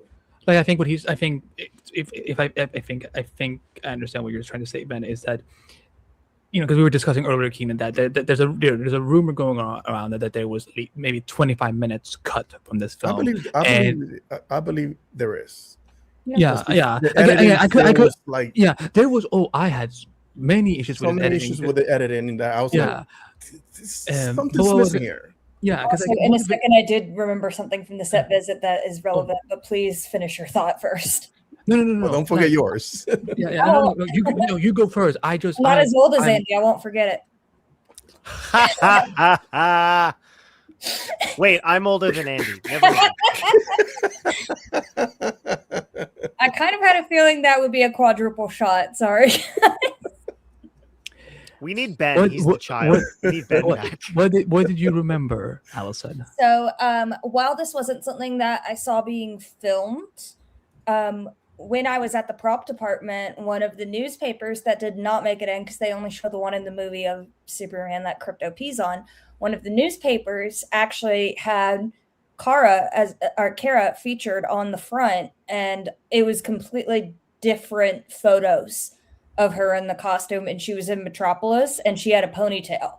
So it's possible that was just photography they did for those props, but it's also possible there was footage that they did of her in Metropolis. Now, nothing I saw in terms of concept art or what they said hinted towards Metropolis scenes, but it's possible that was originally in the script. Because the thing we see is she's in holding Metropolis. she's holding kittens in the picture, like with the ponytail, but that wasn't the front page. That was like Yeah, what do you it call was it? not Like an insert. Insert. Yeah. It was a different action shot of her, but that could have all been filmed at the same time. That being said, the fact that there are multiple Metropolis images of her, some of which didn't make it into the movie, could mean that there's more footage. Now, whether that would be at the end or towards the beginning, if there was any shots of her being dissatisfied with being in Metropolis, that kind of thing could have been there. That being said, it's hard to guess. It's also possible there were more flashbacks with Superman or alternate explorations of her unhappiness with that relationship and with being on Earth. So Please don't start this. But I thought it was funny. I thought it was. I mean, to be fair, her hair actually did kind of get in her face a lot during those fight scenes. So she might ought to have, ponytail it or, do a I both. I like the hair. I like yeah, the hair. yeah. I'm just saying practicality was what, Yeah. ironically, even though I didn't love this movie, Birds of Prey understood that with the ponytail holder moment. Yeah. The scrunchie. Yes. What I was gonna. Where was I going? No. So You one of the tell us. things we were talking about editing. We're talking about editing, because there were times when something clearly got control deleted here by accident. Because for example, at the moment when she is the bus scene, after she gets out of the spacesuit and she's like floating outside, almost kind of like here to step outside. Like I almost thought that was kind of instead of seeing like a big confrontation or whatever. She just carries the bus. We just cut to her carrying the bus back. They're just tied up. I'm just kind of like, wait, what just happened here? Like, I'm like, Yeah, this it just feels like, like there could have been an actual fight scene there that we didn't fully see. The Ruth Yeah. cut scene, like introduction, Thing. felt like time immediately was cut out, right? Like she sees everybody die, and it's like this. and then there's the funeral. Yeah, it just And sort it's of. not even a funeral to her with them, but yeah. Yeah, she's just standing outside the next Now- day. That was very choppy. I'm kind of like what just happened? Because like at first I felt like that I passed out the first time, but then when I saw it today, I'm like, no, like I actually no, like this is exactly how it played. Because I was like, no, because like I've been getting lightheaded lately, so like I felt like this was one of the times where like I got dizzy and I missed it. But no, I'm like, no, this was actually just how they edited it. And I'm like, why would they do that? So.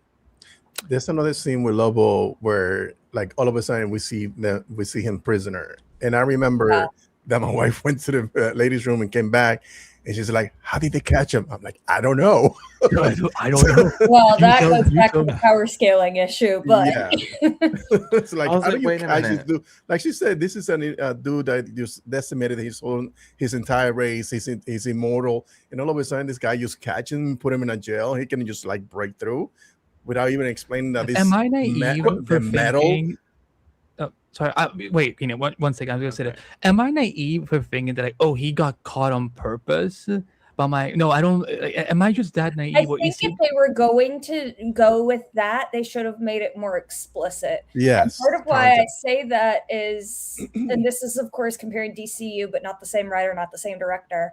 I felt like it was fairly straightforward last year that Eve was purposefully documenting Lex's stuff. Mm-hmm. Even though it was, of course, the sexy selfies and all of that, but she knew what she was doing. Yeah. And even though she doesn't say that, it still comes through. And I think that would be a gap in the writing, mostly. If Lobo was getting caught on purpose, then we needed to know that Lobo was getting caught on purpose. On purpose, yep. And I think that could solve the plot hole, but Yeah. the movie in its current state does not say that. So Yeah. Well, I thought that's what the whole setting a trap, the hunter sets a trap line was about. Did I misread that? I didn't get that from it, but it's possible that I missed some subtext there. It's also possible that was meant to mean that, but if multiple people didn't get it, then maybe we needed to go rewrite by it. fast. It does go by very. It's a very fast scene. That's like. Because the first time I saw it, I was like, wow, how? And then, so the second time I'm watching it, when Ruthie goes to the cage, I don't know if she puts the key in before he kicks the door open. It looked like she put in the key and then she like twisted it, and then put the key in, right? I saw the key. I saw the key go in, and then like she twisted it a little bit, and then suddenly he just kicks it. We're all avoiding the best Lobo moment, which is when he actually finally says Bastitch. Yeah, I was waiting the entire movie for some actual Lobo-ese, and they made me wait like an hour and 40 minutes. Well, because this is not Lobo's movie, Kyle. Yeah. This is Supergirl's movie. He didn't even call himself the main man. They'll show space dolphins and everything in the sequel. I promise. Also, the name of his introduction. Call himself the main man. We all knew. Yeah, that's true. Yep. I think what's hilarious about Jason Momoa having played Aquaman, like my wife was like, he's playing someone else. I'm like, yes, Jason Momoa was genetically created to play Lobo. Like there's the best scene I actually think with him is when we finally get to see like the red contact lenses in and really seeing and whatever muscle suit they designed for him, like he's Superman the animated series wide. Like I beg your pardon. What do you mean? I think it's just him. His clothes are. So I actually have seen and touched the Lobo outfit. His jacket is padded, not with him in it, Andy. I didn't say anything. You did. I saw your face. I'm just smiling. It was on a mannequin, and they did have to make a custom one because he's too big for them to use even a standard like 6'5" mannequin. Like they had to actually build it out and make a mold. Anyway, the shoulders are padded on the jacket, but the vest and everything, no padding. So he is actually just that big. Really? Big guy. Andy? I'm 4'11". What? So I feel like that's necessary context as to why he seems so massive to me in particular, because he is like over 1.5 feet taller than me. So, well, not over 1.5 feet, but with the boots on, he would be. So Oh yeah, I think there were definitely boots that made them taller. there were but, lifts, like, but they were platforms. So yeah, but they didn't feel like it definitely didn't feel like I was like watching Jason like having to get on like out boxes or stilts. I'm like, no, that's just how, like that's he is that tall. But I'd it's say just they hard. probably boost him to about 7 feet, and he's already 6'4", 6'5". So Yeah. So, but yeah, like Kyle, like there's no way that there was a muscle suit. Like that's like, that's why everyone one reason why everyone wanted him as natural. oh my god, All that reminds me natural. of the Adam West quote from a show that Andy and I hate, The Big Bang Theory, where he's in the car with I think How it's did we- Sheldon. Oh, he's and they talking were about the other talking Batman. about Yeah. his costume, and he was making fun of Christian Bale for the padding, and he said, "Not me. This is 100% grade A West." He did the exact same thing on Family Guy. This is all pure West. Oh my god. I hate Chuck Lorre. What I was gonna, I'm definitely curious to see like when the Blu-ray comes out, if there are deleted scenes. Because at least on Superman they like release some stuff. I think like for example, like one of the frustrating parts, like I remember like with Man of Steel, I'm like they didn't release any of the deleted stuff. Then I'm like, but like what did we miss? So at least with Superman they did, and hopefully they will do it with Supergirl as well, because now that you mentioned there was like a whole different newspaper with Kara like at the front and like like a different story. I'm wondering like. Well, and it could be just that they took those extra photos for the prop. So, I mean, it could be nothing, could be something. There was no evidence in the concept art that they had filmed other scenes, but doesn't mean they didn't. Yeah. And also, they were putting that out for us to see if they may have already figured out at that point that they weren't going to use that. So why would they put that out for us to see it? So, I don't know. Could be something, could be nothing. Oh, Yeah, because yes. No, I was thought of something that I wanted to get everyone's opinion on. How did you feel about the needle drops? Didn't like it. Okay, I'm glad I wasn't alone. They didn't hit. No. Where was Call Me? Like, you spent 2 trailers. I don't even like the blood. That, or even What Becomes of the Broken Hearted was a great choice for Yes. for the I trailer. really thought that Yes. was gonna come in there at some point. That was Well, That in was the first perfect. footage I saw during the set visit, they used a female cover of Creep by Radiohead, and that would also work well Creep? in the footage. that would have It's been like something great. like that would have been well suited Yes. from Kara. So I don't know. And I like Yeah. the middle, but it Yeah, didn't I'm not a- really work here. Not a fan of needle drops. I don't think anybody is. I mean, I don't. I'm It not gonna say depends I on the love. song. Yeah, I don't love them. I can enjoy them, but I don't think it's like we It's a must have James needle Gunn drop. crutch. It is. Well, like, people It that is. it worked. I think some of his are really good and some of them aren't. I appreciate the restraint he had in Superman to really only do two needle drops. Yeah. And he actually made them count. Yeah. Mhm. Fun And- Point Fun was one I of was them. What's the other one? Wait, Some- Mr. Terrific. What was the other Yeah, one? Mr. Terrific. Punk rocker at the end. Punk rocker. Punk rocker. Oh, okay. Yeah. Oh, yes. okay. Yes. And I would consider that a needle drop, even though it's kind of non-diegetic. Yeah. I don't think Yeah. it is. It's like You know what's send off. interesting to me, because I just realized this was the Supergirl is the movie that for some reason went through not one but 3 different composers. I wonder if this is the reason why Mm. we had a weak song in that moment. Because like I remember like when me and my friend came out, we talked about what we liked and we didn't like, and he was kind of like, "Anyway, why was that song there?" I'm like, I'm still trying to figure that out after a second view, and like it didn't really click for me. I think part of it, and part of why it sticks out, is the comparison of something like Superman, where the music was a little bit more woven in. I would not be surprised if Craig Gillespie did not necessarily pick the songs He himself. did it. James said he picked it. That came out Oh, today. crap. Okay. Mm. So it just doesn't quite work the same way. But I know from years ago, following James Gunn on Facebook, where he used to do his videos where he would update you on his writing progress. And this was back when he was working on Guardians Volume 3 before the thing that we don't talk about that happened for a couple years there. And Yeah, so he said he puts the songs on the page when he is writing. And I think that kind of difference shows when you're just putting songs in that don't quite fit. A much, much, much, much worse movie comes to mind, 2016 Suicide Squad, where again, the needle drops didn't fully fit. Like Spirit in the Sky playing when they're on the plane didn't really make any sense. And to be fair, it was hurt by the comparison that the same song had been used in Guardians of the Galaxy in a better way. But, It's actually not in the movie. It was only in the trailer. The trailer, it plays yeah. in the credits. Mhm. of the okay, film. yeah, that makes more sense. Somewhere out there, someone it's from the still Erica already movement is screaming, "Release the Erica!" You know, like somewhere because they hear it, like release it. I'm like,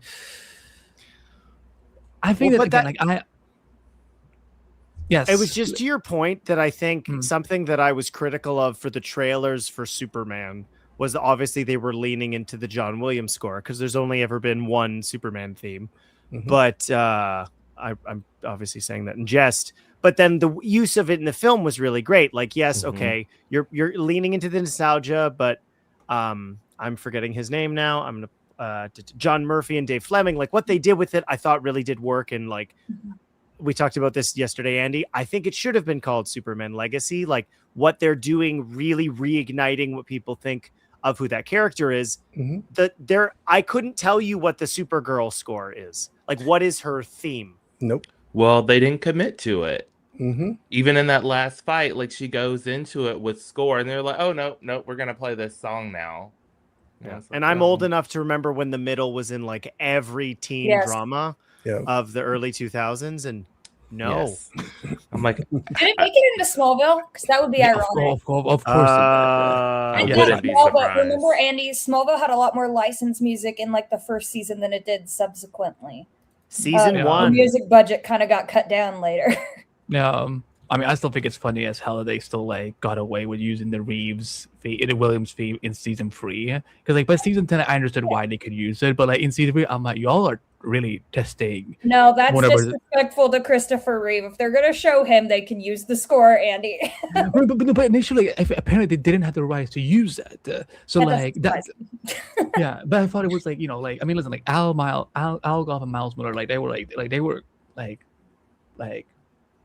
lovely troublemakers, like clearly, and like again, I do not follow them at all. But I thought it was funny that when they actually like needed a theme, when Christopher Reeve was on, they were like, we didn't have permission, but we're just gonna sneak it in there anyway.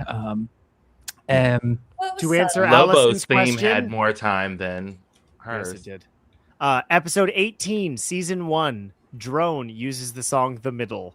Oh my gosh, God. and it was season 1, like I said, with the music licensing. Like episode 2 opens with Papa Roach, and that's the one with the bug guy.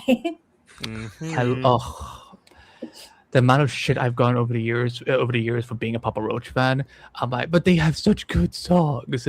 Songs S with a S plural. I can only Damn. make you by them, Andy. two Aren't they songs Last are- Resort? Isn't that it? That's it. That one right? in Scars. Don't know it. I don't know. You his might know it songs. if you heard it, but Fair. That's fair. Do we want to talk about any other? Because I know I have a question. I do. I Yes. didn't get a chance to say this earlier. Oh. I do Okay, want to sorry. say that there was too much Earth going on. I understand that, like, why were they singing "The Girl from Ipanema" in this random like bar in Bilkey? yeah. What do you, wait. What do you mean there was too much Earth? Like, we only had a flashback culturally. and then Culturally, it Oh. felt Yes. Thank you. I was speaking in Keenanese. And then I she's was like, just dumb. I didn't understand. Like, and then she's like, understood. "Oh, it's like the Titanic," and then she starts singing "Heaven," and I'm like, okay, yeah. you know, in space, that's what you got. Like, I love "Girl from Ipanema." I love the song, but it's like, I get what you mean because it makes everything feel smaller. And, it could make sense that maybe some Earth culture could have spread, but even then, not really. Because, I don't know. When did Kara watch Titanic? Well, I mean, she was supposed to have been on Earth for years at that point, so she could have watched it. yeah, I would have loved the time. but also, why was that like one of the first films she ever saw? Like, I'm like, Do you Clark, think like, that Clark wouldn't watch Titanic Clark loves Yeah, he Titanic. would I'm love going to go that. ahead and call that right I now. I bet Titanic he, is He a would love Notebook that for his one. shit. You know he Chocolat. cries when he hears "My Heart Will Go On." I bet Canadian I bet- legend, I Celine know- Dion. I know that Clark is one of those people who like he likely fights with Lois about like, but he could have fitted on the door. Lois hates Titanic. I'm going to go ahead and say that too. Yeah, Lois I- loves Kind of- Billy yeah, Zane that's in my Titanic. fan canon. They argue so much over movie night because he just wants to watch Titanic every time. Yeah. No, I bet that Clark is one of those like but Lois, he could have fitted on the door. Rose is like, why didn't she help him? And Lois will be like, you know what, Clark, I don't even give two fucks about this movie. What were you gonna ask, Ben? Oh, do you guys think that? Because the whole, I feel calling the film Supergirl Woman of Tomorrow and constantly emphasize that it's based on the Tom King novel, et cetera, et cetera. Do you think that was a mistake? Instead of, could have they just name it, titled it Supergirl, and then in passing say, yeah, we took inspiration on the graphic novel by Tom King? Because we have this entire live stream, we have made many points of all the things that they got wrong on the film that could have worked better if they go full on with whatever source material they had from the comic book run. So and also the marketing they just went full on Woman of Tomorrow. This is I get it, because they did something similar with Superman. Mhm. Was Superman All-Star, I think that was they took All-Star inspiration, but they didn't just like every marketing, everything was associated with that comic book run. They just like in passing say, yeah, we took inspiration on some of this comic books, specifically Superman All-Star. But do you guys feel like they should have laid, So I think it was a pro and a con, because as a comic book reader, we've wanted the people making the movies to be like, hey, you only have these stories because of the terribly paid comic book writers and artists. Like, how, Allison, Andy, how many times do you hear about a comic book creator not being invited to a premiere of a film inspired by all their stuff? Marvel, Yeah. I'm looking at you. Hi, Yeah. Kevin Feige. And like the pro, I would say, in doing that is, I remember Hugh Jackman going, "Old Man Logan," and people being like, "Woo!" And then you see the movie, and it's not really Old Man Logan, No, but what not James at all. Mangold and everybody involved with that were able to do was deliver, I'm going to say my opinion, the best movie with Wolverine in it, because it's not Yeah. really an X-Men movie. Mhm. The disadvantage here, I think, is levied based on our criticisms, because the story in Woman of Tomorrow, I'll speak for myself, is better executed. Again, you have 12 issues to tell the story, Sure. but whatever changes were made to this, I think I would be speaking collectively for the six of us, they didn't make this better. No. So like, that's the thing. I want the studio talking about what inspired their work, because that's where the work comes from. It was amazing when they announced all this stuff. Like, I've got a local comic book shop. I'm excited to take my kids there next week because they got A's and they want free comics to read. Like, that's one of the programs they run at my comic book store. Like, they didn't Woman of Tomorrow was off the shelves. Like, Marvel, I'm going to shout at you again too, because I happen to have been one of the people who got to see Daredevil Born Again early, but you couldn't find any of the Charles Soule run that inspired both seasons of that show, because they were out of print until they repackaged them this previous March in like $30 small mass trade paperbacks, which did include that story. The Chip Zdarsky run, which they've also taken stuff from, that's always been in print. But DC actually going, hey, Tom King, and I'm forgetting the artist off the top Billy of my Quist, head. who, by the way, the planet was named after Billy Quist. The That town was that. also, Yeah. because the town is Ely. So Yeah, that was So- cool. Oh, I love that. If it didn't work in their favor because of, I'll call them choices with the film, but Yeah. if it looked like it, you can change something if you make it better. Like the Spider-Verse films, they're not really pulling from anything directly. No. but they're the Spider-Verse films, right? Like, I don't know Mhm. many people, at least in my world, that are going to go, well, you know, this isn't like the Spider-Verse comic that came out in 2016. I think But they don't to make such answer an Ben's- emphasis whenever they're promoting those films, though. Yeah, I will say that I think that it was definitely. I think it was definitely a mistake to call it that. We're, you know, it's a adaptation or loose adaptation. I think that, inspired by, is the better term they need to go with from here on because we realized that once they took off Woman of Tomorrow from the title, I think we all kind of knew like. It's not only because they removed Legacy from Superman Legacy, because for whatever reason, James doesn't like semicolons and subtitles. But we knew like something is going on here that they removed that. So I think that again, because there's a lot of things they changed from the book that I'm like I'm not angry about it, but I'm confused about it. There are things that they changed from the comic that I'm like, this is not like like the trafficking and the essay stuff. I'm like, that's no. Like don't do that. Don't remove things that work in the comic and then put in something that it's not. It's very sensitive. And again, like if you're gonna touch it, if you're gonna explore it, you have to do it delicately. And this is kind of like something that didn't. Again, like the fact that we had so much cut from this film already, is like it's a strange choice. So I would say, like some of the good spirits of the book, I think, is honored. But again, it's not like adapted and inspired by. They're two separate things. And I think that going forward, like, because I'm trying to, because I remember, when they made the whole big announcement, they said, these are the comics that were, honoring or capturing the spirit of, like, I don't know, like with Brave and the Bold, like they were saying, oh, it's Grant Morrison's Batman run and this and this and this and that. Are we going to talk about Batman, Andy? Can No, we talk about Batman now?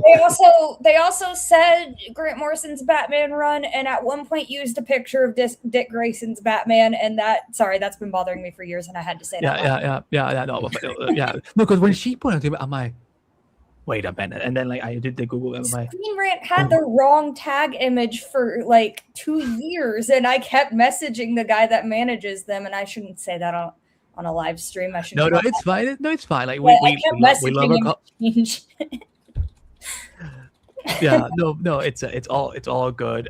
We love our calls at ScreenRant. So again, it's but again, like these were some of the images that the DC was distributing in their press release. Like sometimes, like when like some of us who are journalists here, when we get press releases from these studios, like sometimes they include art that they like kind of like would like to be preferred to be used during promotions of said project. Like for example with Lanterns, like they use a lot of Green Lantern Earth One shots very often. Like one of the first press releases we ever got for Lanterns has that shot of John and that shot of Hal.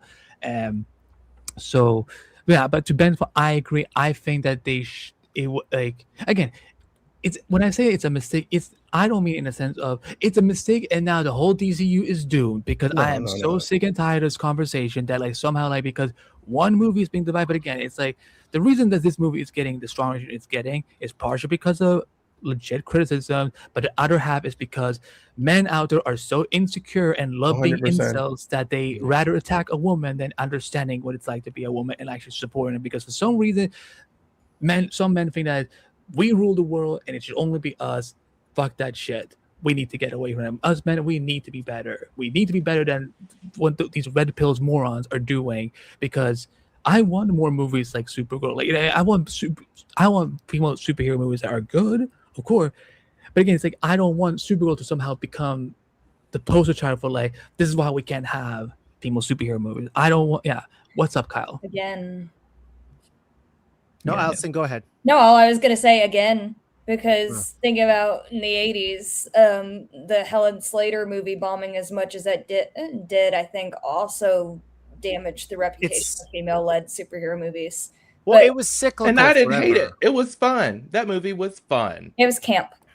It was Yeah. very camp. I It's love it's the wooden camp. board being pulled out of the ocean or the lake. I'm curious how, Andy, it'll be relatively normal segue. How do we feel about Anna working on more projects moving forward. I'm scared about Teen Titans specifically because of Starfire as a direct result of her choices with this movie. Mm. Good point. I would say I trust Anna more than I do Christina Hudson. However, Correct. hold on. Everyone, hold on. Hold on, because like I know, I can feel. I know what it's gonna do to me online, and it's not pretty. But what I will say is, I don't think it would hurt if Anna had a co-writer. Like again, I don't because she's admitted that these are some of her this is her first feature film that she's written. Like, I've seen worse scripts by writers who have been in this industry far longer. Craig Mazin wrote movie 43, and then he made movie. The Last of Us and Sheep Detectives. That movie's awesome.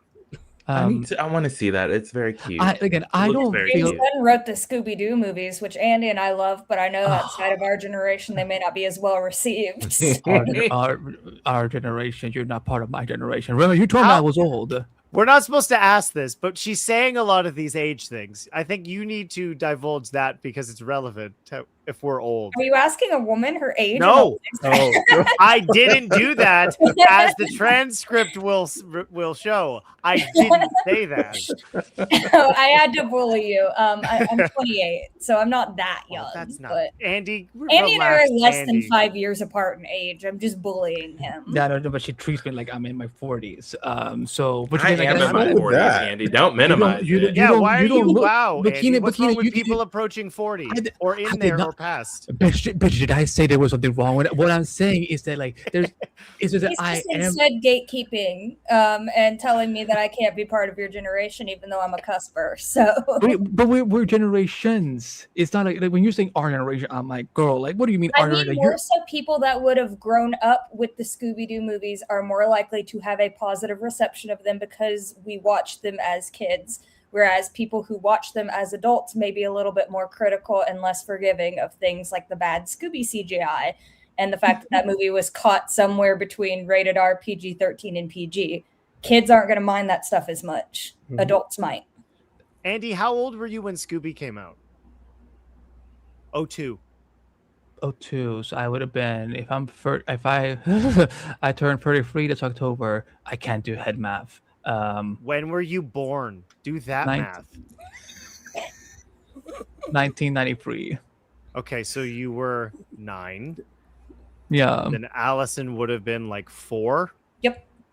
Okay, that's such a gap. Wow. Yeah. No, but I mean, when I loved it back then. I listen. I thought that Scooby dressed as Shaggy's grandma was funny. So I loved it. That's one of the best. I love the first one. I don't like Monsters Unleashed. That's fair. It is what it is. I only ever specifically. I want to go the back first to. one. I want to go back to. We should probably go back to Supergirl. I only brought that up. I want to answer Cal's question. How we feel about Anna. I'm against the people who are saying fire her, get rid of her from Wonder Woman, get rid of her from Supergirl, because again, between each project, writers learn and grow. They do get feedback. Yes, James may have greenlit the Supergirl script because he generally felt this is a good script. Again, people are saying, oh, he's talking out of his ass. I'm like, but you know that film is subjective. If he thinks it's good, he's not saying that you all have to agree with me that it's good. It's but he's saying that I'm green. He's his co-CEO. He's greenlighting. It's his job to know, though. Well, but I will point out scripts are often different on the page than how they come across on screen. Yes. So some of the gripes that people have with Supergirl may not actually have to do with what Anna wrote or Anna wrote. Yeah.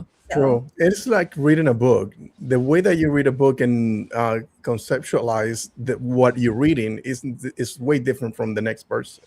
So maybe the way that he read the script didn't play out the way that he kind of envisioned in his mind when he said, "Okay, this is a great script." I'm just saying that I'm not okay with this culture of let's fire Anna from these projects. No, I don't think I was just asking.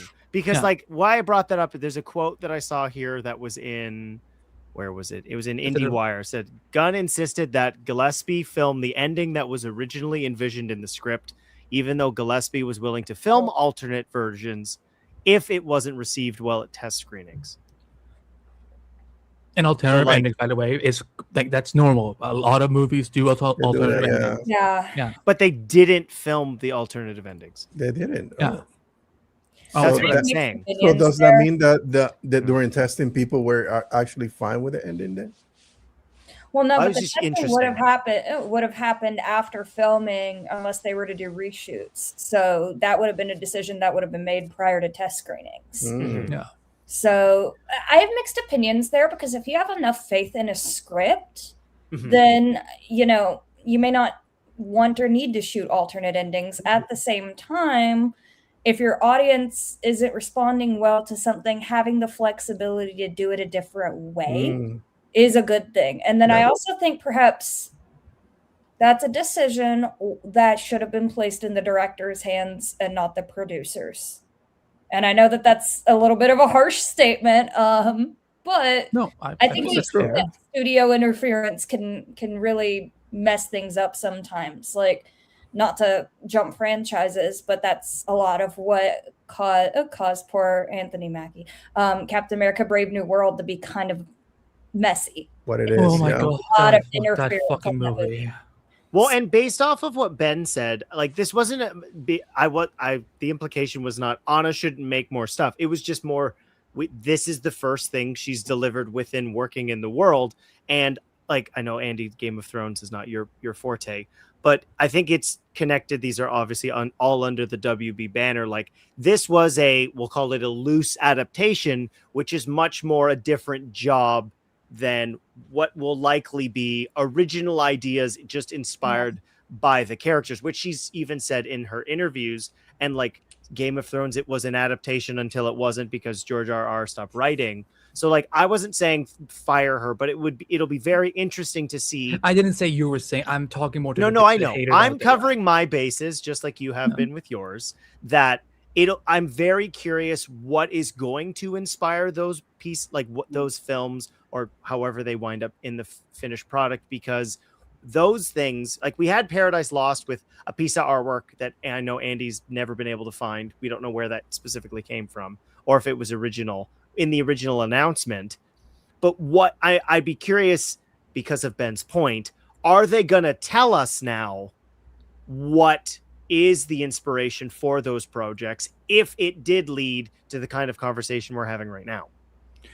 I found a quote also from Anna she did an interview with Variety, and they were asking about it because everyone is now, of course, because whenever a female screen, because everyone's like trying to like bird Anna right now online. Variety asked, James and Peter kept you in the fold on Superman to know about the connective tissue to Supergirl, but I understand not giving me all the deeds on the next one because you're a little busy crafting Wonder Woman and Teen Titans. What stage are those two in?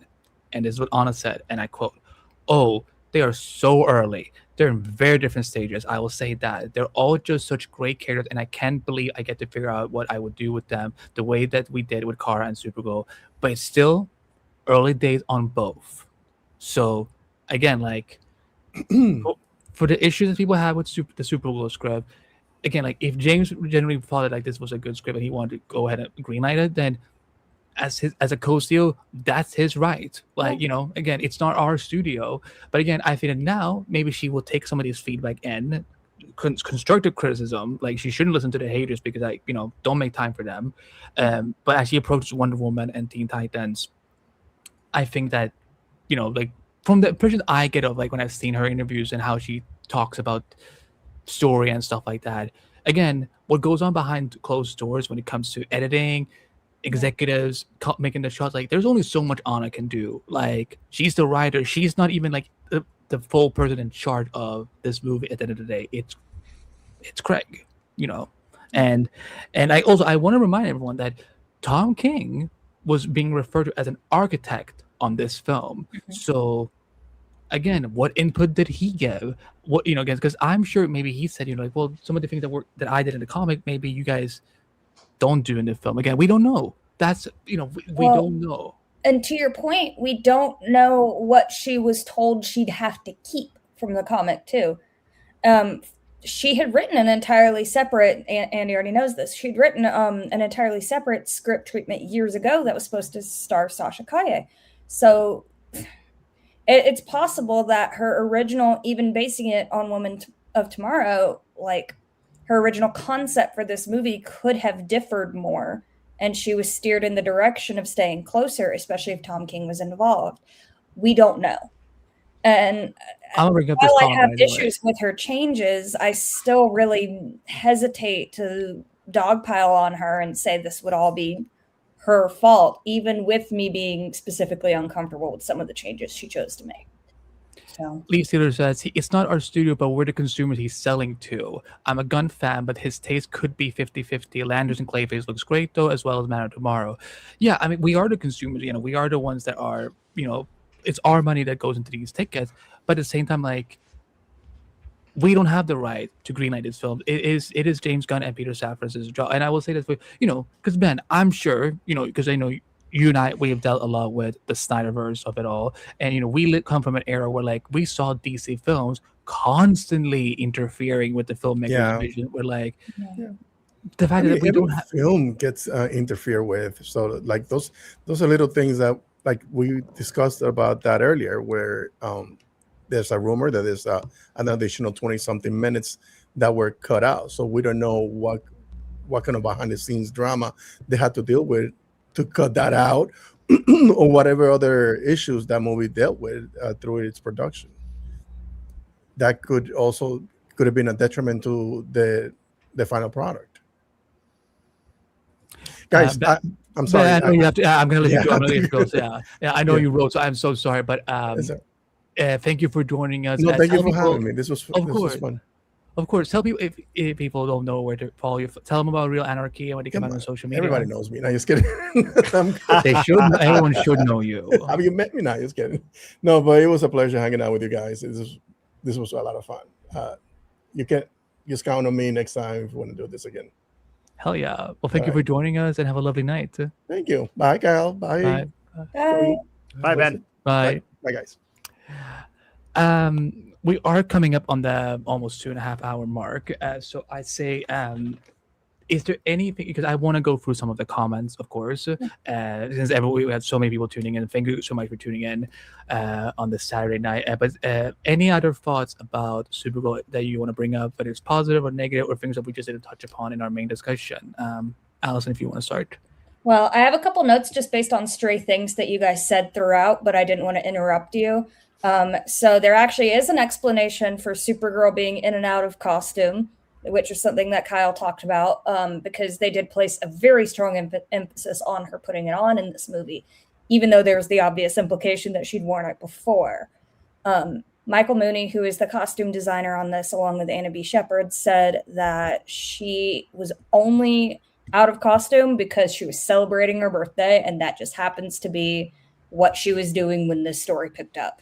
The greater significance to her putting it back on really was more so her overcoming the effects of the green sun and like finding the power to go help Ruthie. So it was metaphorical more than anything why they put that emphasis on the suit. The actual reason she was in a t-shirt and sweats is just because that's what she likes to wear to go drinking on her birthday. So, which valid, I would too. And then the other thing, Andy had mentioned the Kryptonian architecture. They did expressly want to be different than the crystals. We love the crystals, but we're tired of the crystals. It looked good in 78 because that was what they could do. We can move away from that now. Their specific inspiration for the set was Roman architecture, which I think when you know that, it really strongly comes through. Now, a funny story, and Andy knows this, there was drone footage of Warner Brothers Studios Leavesden that was the colonnade where her mother's funeral happened, and the person who uploaded the drone footage put American Town, and I was cracking up when I read that because I also wasn't allowed to tell ScreenRant that description was wrong. So I was trying really hard to be like, don't say that that's what it is. Say you don't know what it is. So that was a funny moment. And then another one, Jason Momoa had a lot of direct input on Lobo's character design for this. Like the skulls on his costume. The cigar he smoked was a working vape because he wanted it to be real and he wanted it to light up his face. So it was fully operational. He was just vaping in the middle of the set, which is a cool effect. He really did want that lighting to be apparent from the cigar. He thought that was too important to the character to omit. And yeah, so those are kind of just my stray tidbits of things that didn't fit into the conversation while we were talking. But and we appreciate it. oh wait, I forgot. I have this. This came from Cedric the Pooping Slug. And in case you want to know what it smells like, I did write about this, but no, she really did. Sweet, and then it has an afterburn. So it's sweet and spicy. Sweet. In case you wanted to know what alien food corn tastes like. I mean, it's not the first time that they've done something like that. I think of Futurama and Slurm. Yeah. I forgot about the drone footage. It was so funny, and it was funnier because I think you might have been the one that ended up writing about it, and I was like, "Yeah, they're probably wrong." It might have been you. It might have been one of our other writers because I think the superheroes section was still. Yeah, this was. I mean, because we were news. Because we had to we couldn't cover everything from those drones because again it was because when we zoomed in, it's like. We think that might be Jason Momoa as Lobo, but we're not sure. It might And be there was really. some that we thought could have been AI generated as well. Yeah. Andy's having Vietnam War flashbacks right now. No, because No, you remember. Go ahead. Yeah, for once, the old man remembered something because I remember. I'm older than you. Yeah, but I look older. But I remember because three of us here, we know Molly. I remember we having to converse and being like, I have zoomed in so many times. I am almost positive that is a red cape. I am almost positive there's a yellow S. I remember the exact image you're talking about.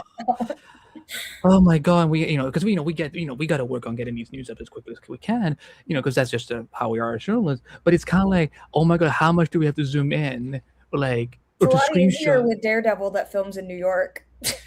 But they're purposely telling photographers show up here at this time because I'm like, when you see Getty Images having these close-up shots at Finn Jones and Mike Holt and Christopher, I'm like, yeah, this was staged. I'm like, y'all are putting on these I'm hiding in my cover, and it's no, but y'all Marvel told these photographers they were gonna be there. So, but with Supergirl, it was so funny because there was very little that we saw from the actual filming of Supergirl. There was only I think 3 times that I remember when they were actually filming outside where where the drones could actually see, because most of it, all the other things we see in the movie, never saw it from set photos. I'm like, yeah, they could, this is why they can film in studios and stuff like that. So I wanted to know, Allison brought up they wanted to go for a different architecture, but that just speaks to James Gunn was obsessed with the crystal tech because obviously that's what the Fortress of Solitude looks like. Well, I think the Fortress of Solitude looking like that makes sense, even if that's not the architecture of Krypton, if only because it is still set in the Arctic.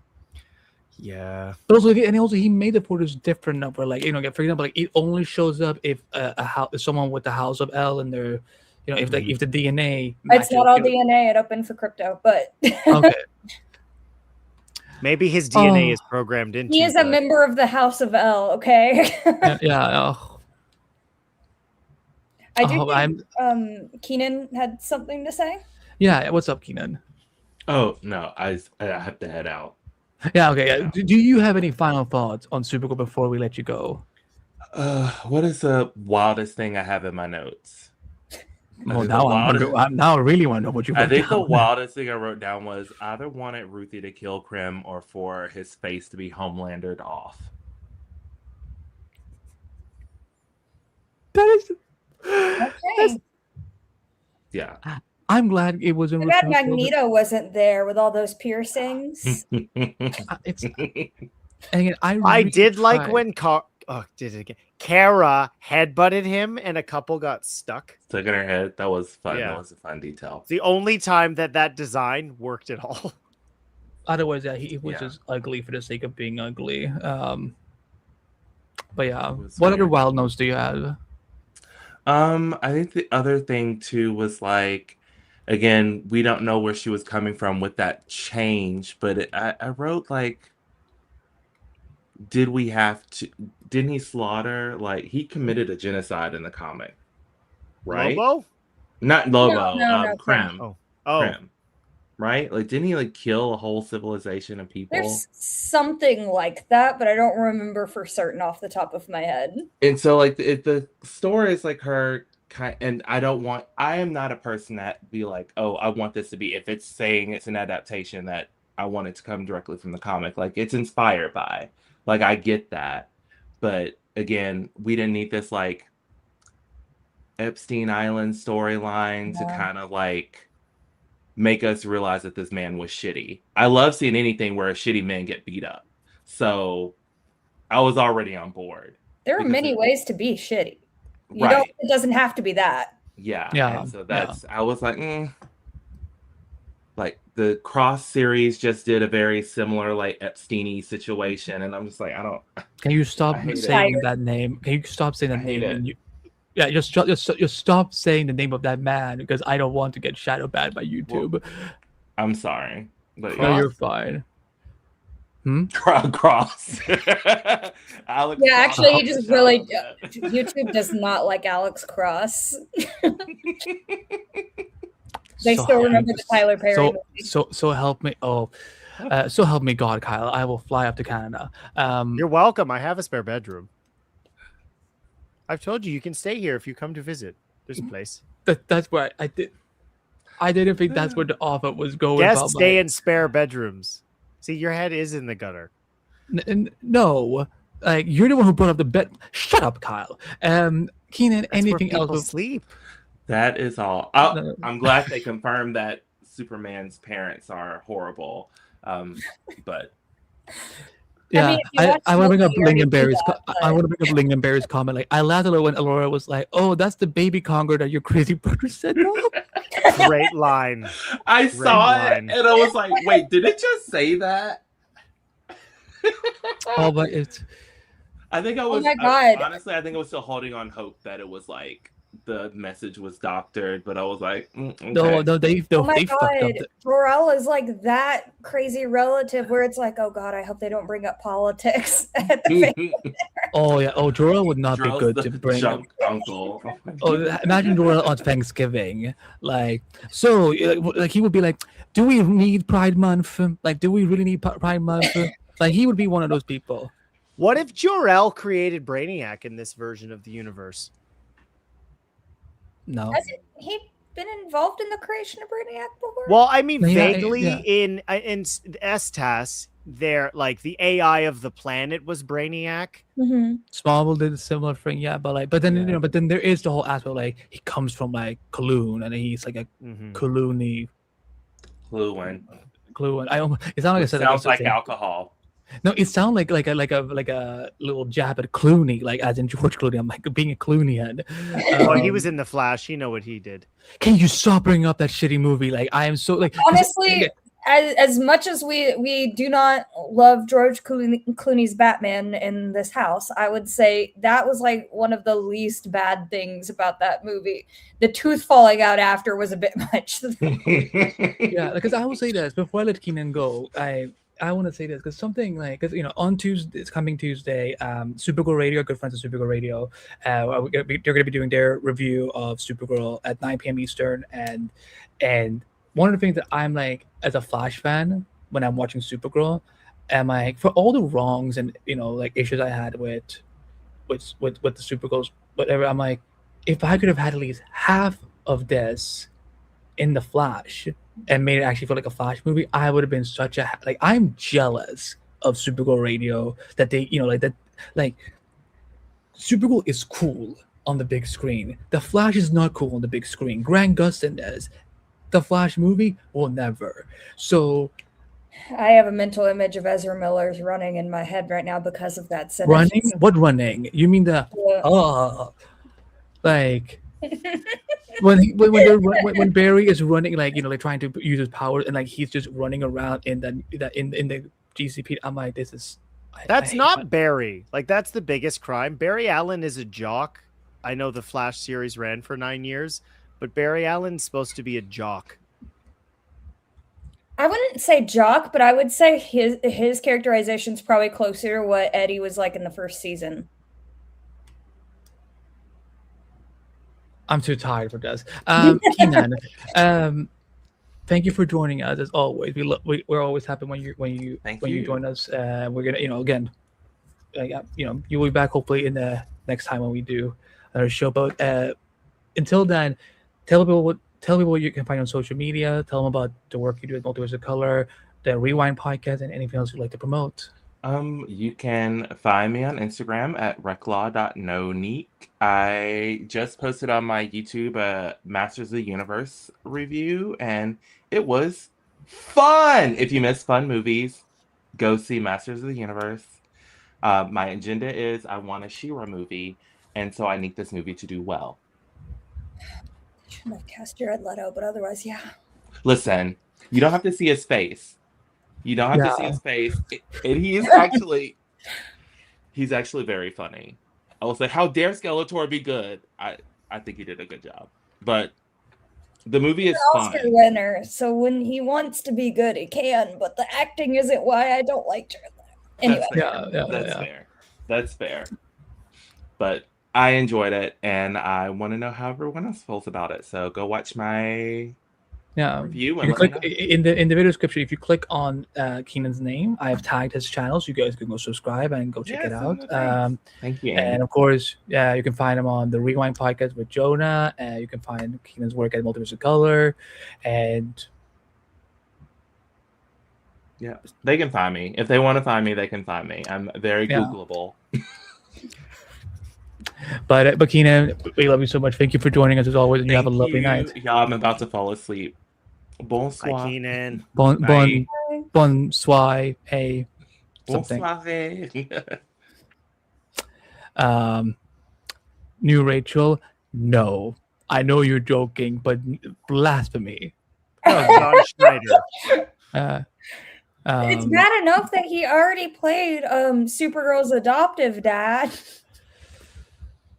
I knew Helen Slater play like she was married to that man. I love Helen Slater got to go See see the film, by the way.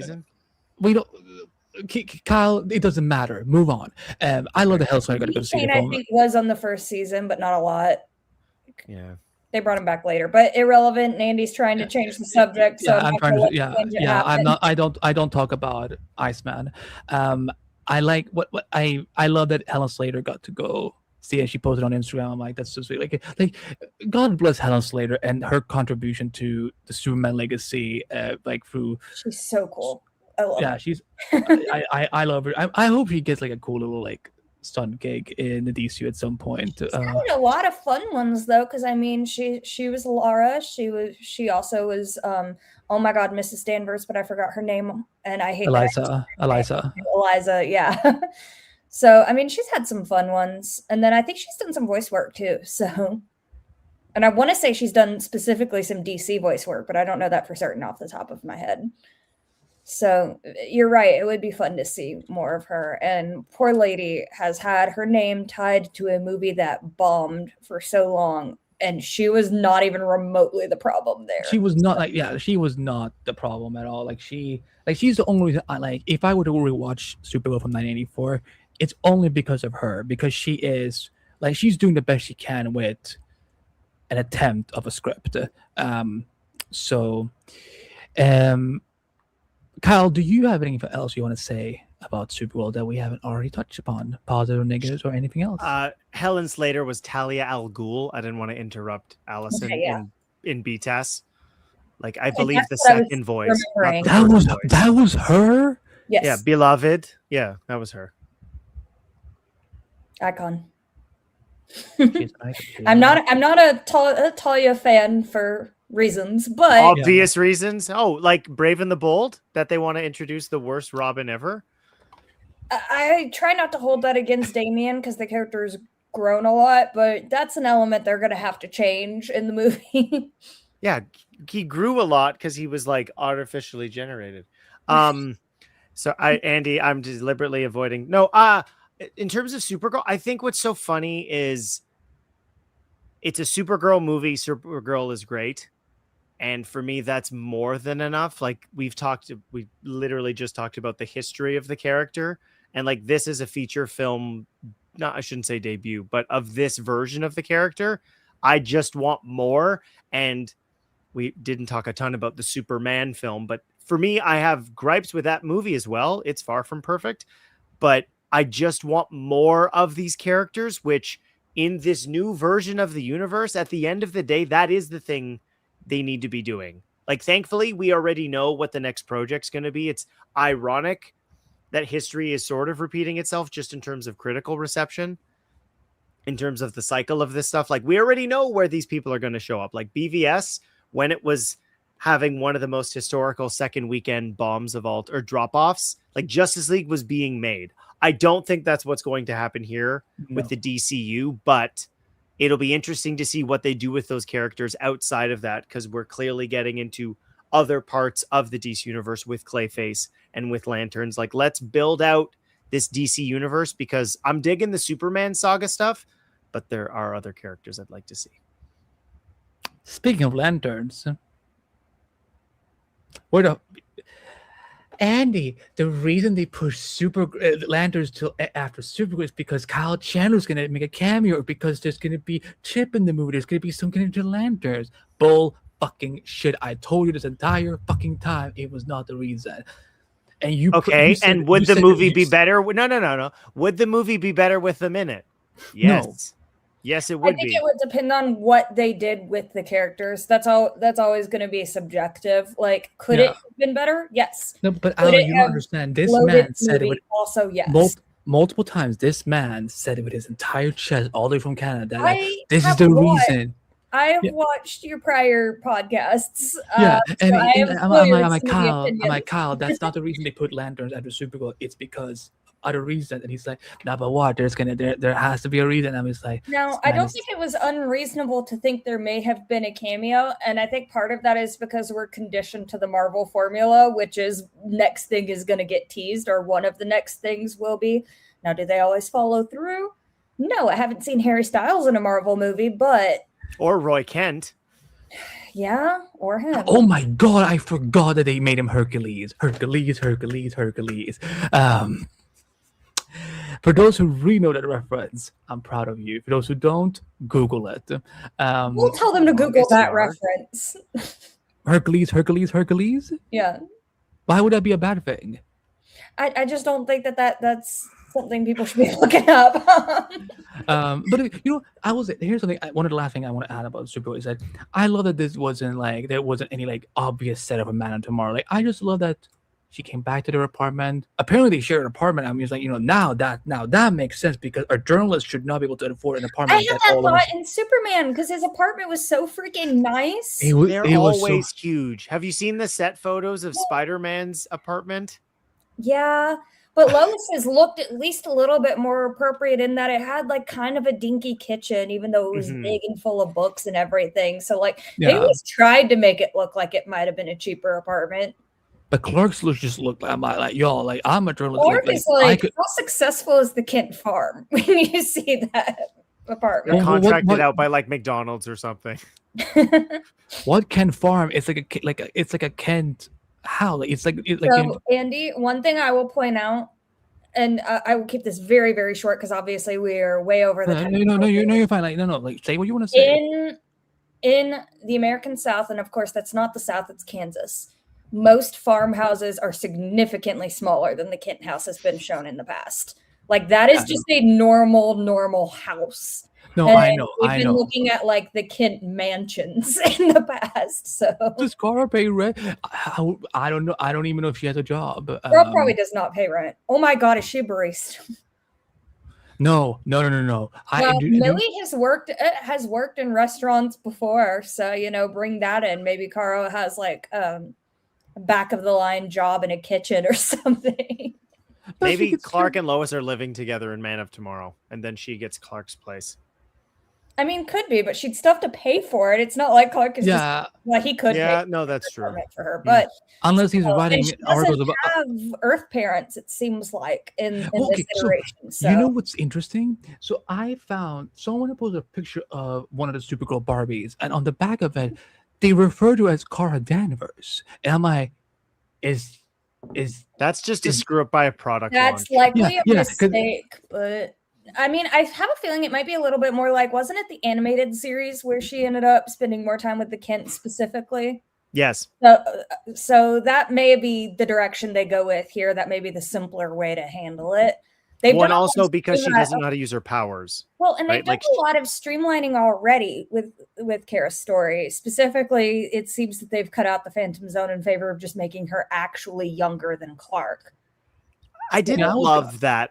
I Like, didn't it was- love it, but if they're streamlining, then it makes sense that, okay, if we're going to streamline that part, then maybe, yeah, they are going to get rid of the other Earth parents, and maybe she was partially raised by the Kents too. Mhm. So, I mean, they're I'm not going to say that's what I want, but I am saying, like, it isn't a change that I would hate. Yeah. Well, the writing, I I was- meant more in terms of the age. Like they seem to address it with one line of dialogue when she talks about like their hearts, as opposed to her being chronologically older than Clark. Mm-hmm. Like the delay was used in a different way. Well, and also trauma ages you, so Mm-hmm. Yeah, so makes she you was grow technically faster. older before her time. Mm-hmm.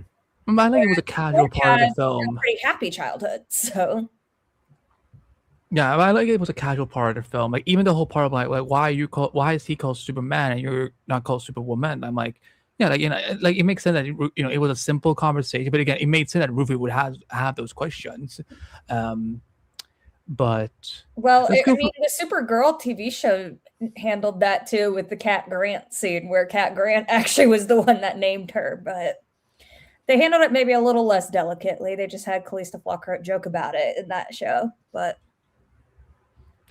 I love Christopher Flockhart as Craig. Like that was she was great, and the show suffered when she left. So Yes, it did. Yes, it yep. did. But let's go through some comments before we wrap this up. So I'm gonna and we have lots of comments. So I'm gonna oh no, do we? no, it's fine. It's fine. Either they're mad at me or they're they have actual thoughts. This is my first time here, though. So if I anger people, you're not gonna want me back. Or Allison, because people commented, he'll want you back. So people comment. Oh no, I'm the rage bait. No, I don't use people for content like that. Like if I have her on the show, it's because I'm like, yeah, she's my friend and colleague. I like talking to her and hearing her perspective. So Kyle, I only have you on because I can't get Rob to get on. But Wow. kidding. No, wow. Silhouette Animator says, I watched the movie earlier today and I really enjoyed it. I think the subject matter was really uncomfortable at some parts, though, Mhm. which is fair. Douglas Fire says, I just seen the movie and thought it was good. Not best, but 7.5. That's totally fair. Yeah, Yeah, that's- I gave it somewhere about a 7.5 or an 8. Like, again, it's like, definitely passed. So being ranked 7 or higher makes sense. What would you Yeah. give Superman? Me? Yeah, what would you like the two of you? What would you rank Superman? Like out of 10? It's probably a 9 for me, but I'm also a Okay. Superman person. And Okay. I Yeah. specifically But like optimistic Superman. Sure. So I think in this case, I'm not purely capable of being unbiased in ranking Okay. that movie. But Okay. I think despite its issues, it's a movie that really understands what it's trying to be and what it's trying to convey. And that's really why it clicks with me. Like the way that it juxtaposes Clark and Lex and their viewpoints really works for me. And that's the crux of why I think that's a good movie. But also, I love Smallville, so maybe the Clark and Lex of it all just scratch that itch. Have you read Superman Birthright? Yes. Awesome. Andy, what's your number out of 10? Okay, so for the record, I don't remember what I said on the Superman movie review stream that we did last year. So, but now that I have time to like rewatch the film several times, because I remember I said to, I don't remember who I said it to, but I remember I said it to someone right after I got out of the film. I gave Man of Steel an 8.5, and I gave Superman a 9. Like, so like that's what I would give. Lingenberg says, yeah, director said in an interview that he purposely didn't read Woman of Tomorrow at first and got his aesthetic direction initially from the script itself when he described as more dusty and improvised. I think that's what I'm trying to say. Improvised. I'm old. I can't read anymore. No, it's not that. I was yeah. just trying to help. Sorry. No, I'm messing with you. Lincoln Rose, I'm very curious to see how far they take her willingness to kill, especially for a Kryptonian. Yeah. Well, and that may Got have it. different implications with some of the lore changes they've made to Kryptonians, but even factoring in her parents not being that way, it would be interesting. Plus, also, he did bring up the point of, has she done it before, which is unclear. So, Yeah. I don't think she's like killed like 10 dozens of people. Like, I think she's like killed maybe at least twice. I think Like, it would one- be one- interesting once was an if accident. he and Clark ever talk about it. If we can have what Lois and Clark had in the beginning of the movie last year when they were talking about, when she's doing the interview, if we can have a version of that between Kara and Clark be handled that well, then Well, they'll have to have a conversation, and it will be about Lex. Well, but Lex is going to be potentially working with them for portions of the movie, which will be very interesting to see, especially because we have not seen Kara's reaction to finding out her dog had been taken by Lex. So I have a feeling she's not going to be pro Lex. Kingdom, the creator, says James Gunn got the character all wrong. This is not Star-Lord. It's supposed to be Supergirl. She's not supposed to be a filthy-looking jaded punk. Lobo's appearance was meaningless. The villain's existence in the movie makes no sense. He absolutely had no motive and consistently shows up with another meaning this character talks about him. I think this is not character. Yeah, meaningless. Yeah, like again, I don't think this is. I'm tired of the Star-Lord Guardians comparisons. Like, James Gunn doesn't own that genre. Also, Chris Pratt sucks. Red headphones exist and people use them. It's all right that she has similar headphones to Star-Lord. Yeah. But God forbid that women breed and exist, Allison. Like, You're trying to tell me that? That's why. I guess that's why. Yeah, I'm mansplaining it to you. You shouldn't. Is that why I'm on this stream? You realized, oh no, it's all men on here. I gotta invite somebody quick. No, because I've always liked to be inclusive for people who are, if they're watching this for the first time. I know she knows it. Andy's not like that. This is all being said in jest. Yeah. Let's see. Let me go through. Lingemer says, for me, I struggle with it because I agree with this being a problematic story trope across women's stories, but also Woman Tomorrow itself is even darker than the film, so I appreciate the movie keeping in that tone. So yes, but also no. It's darker, but it doesn't deal with this particular subject matter in this way. Yeah. So I get what they're saying, but I don't fully agree. But I don't think they're inherently wrong. I just don't agree. Yeah. No, it's darker in a different way.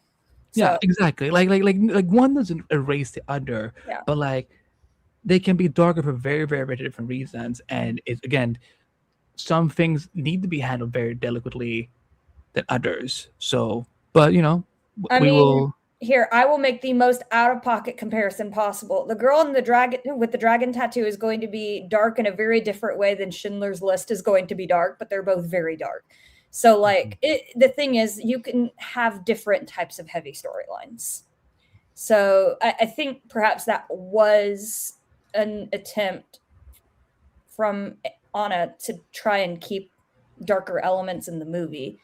And mileage may vary. So, yeah. Anyways, we're not going to get back on that conversation about the again because I'm not going to keep you up too late, Andy. Yeah, that's fine. We're going to do some more comments. Mind the gap. Good to see you. Always showing up when we go live. I think it's been overtaken. It's been mixed reviews or bombed for most of the movie, and I can see them saying that DC is more trouble than it's worth. Not that I'm advocating for it. Yeah, I mean, again, like it's I'm sure executives at Warner are like they're going to look at this and kind of wonder, what do we do?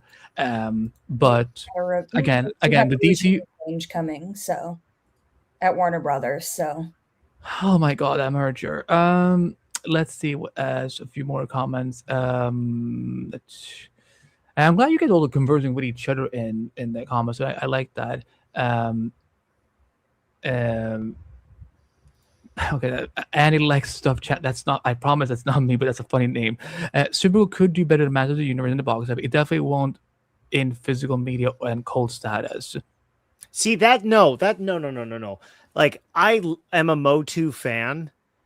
If Motu continued to do well, like a great example of that is the most recent Kevin Smith's shows, which were actually the only good Masters of the Universe. The original cartoon does not hold up. If those toys sold well, they would have kept making the show. They stopped making the show because those shows are made to sell merch, just like the original stuff was in the 80s. It'll be the thing that Supergirl has to its advantage, and we saw this with Supergirl or Superman, even though Superman wasn't the $1 billion that everybody hoped it would be, and people tried to argue that it wasn't successful. It was. It also did incredibly well on HBO Max. Yeah. So Warner Brothers has the benefit, and I saw this somewhere, I don't know if you two saw it, that in order for Supergirl to turn a profit, it's got to gross something like 300 worldwide, I think. And you have also the advantage of HBO Max. Like there have been films that have continued. A great example, Mortal Kombat 1. That was not yes, I know COVID happened, but it got a ton of people to watch it on HBO Max because it was day and day for both of that release date. Yeah. Same thing with Dune Part 1 and Godzilla versus Kong. Yeah. I was about to just go Wonder Woman 1984. No. Max Lord, the Stone. Forest Ender says, I still feel like some of the meaning of Woman of Tomorrow was lost. When I read Woman of Tomorrow, I felt like Supergirl was trying to teach Ruby about mercy. I feel like the movie got it wrong. I did touch on that. I kind of think they muddied the message a little bit, but mileage may vary on that point. For some people, killing Krem may have been more narratively important. So James Leonard says she does not want the girl to be scared if she takes revenge, but she's not Superman. She's willing to bust heads and break bones to fight for people or crypto. LOL. Yeah, that's again reminding us that Kara and Clark are different. Will they address it? Hopefully. Let's cross our fingers. Will break bones, though. I will say there were definitely some bones breaking in Superman and some lost teeth. So yeah. I mean, like Clark, like, but no killing. No. Yeah, there was no killing. Like people, like some people were trying to say, "Oh, look, he killed all the Lex." They had super suits on. Yeah, and they were literally twitching while they were on the ground. They were very, very severely injured, but yeah, they were twitching. Like they're still there. I want to bring up some of New Rachel's comment because she's been a long time listener of DC Bug. I really enjoyed it. I missed Kara on my screen a lot. Same. Do I wish it could have been more like the comic? Sure. Do I also like what it did and enjoy Kara and Ruby's journey? Also, yes. Kara is supposed to be Man of Tomorrow, right? It'll be really interesting to see what she does when she encounters Brainiac.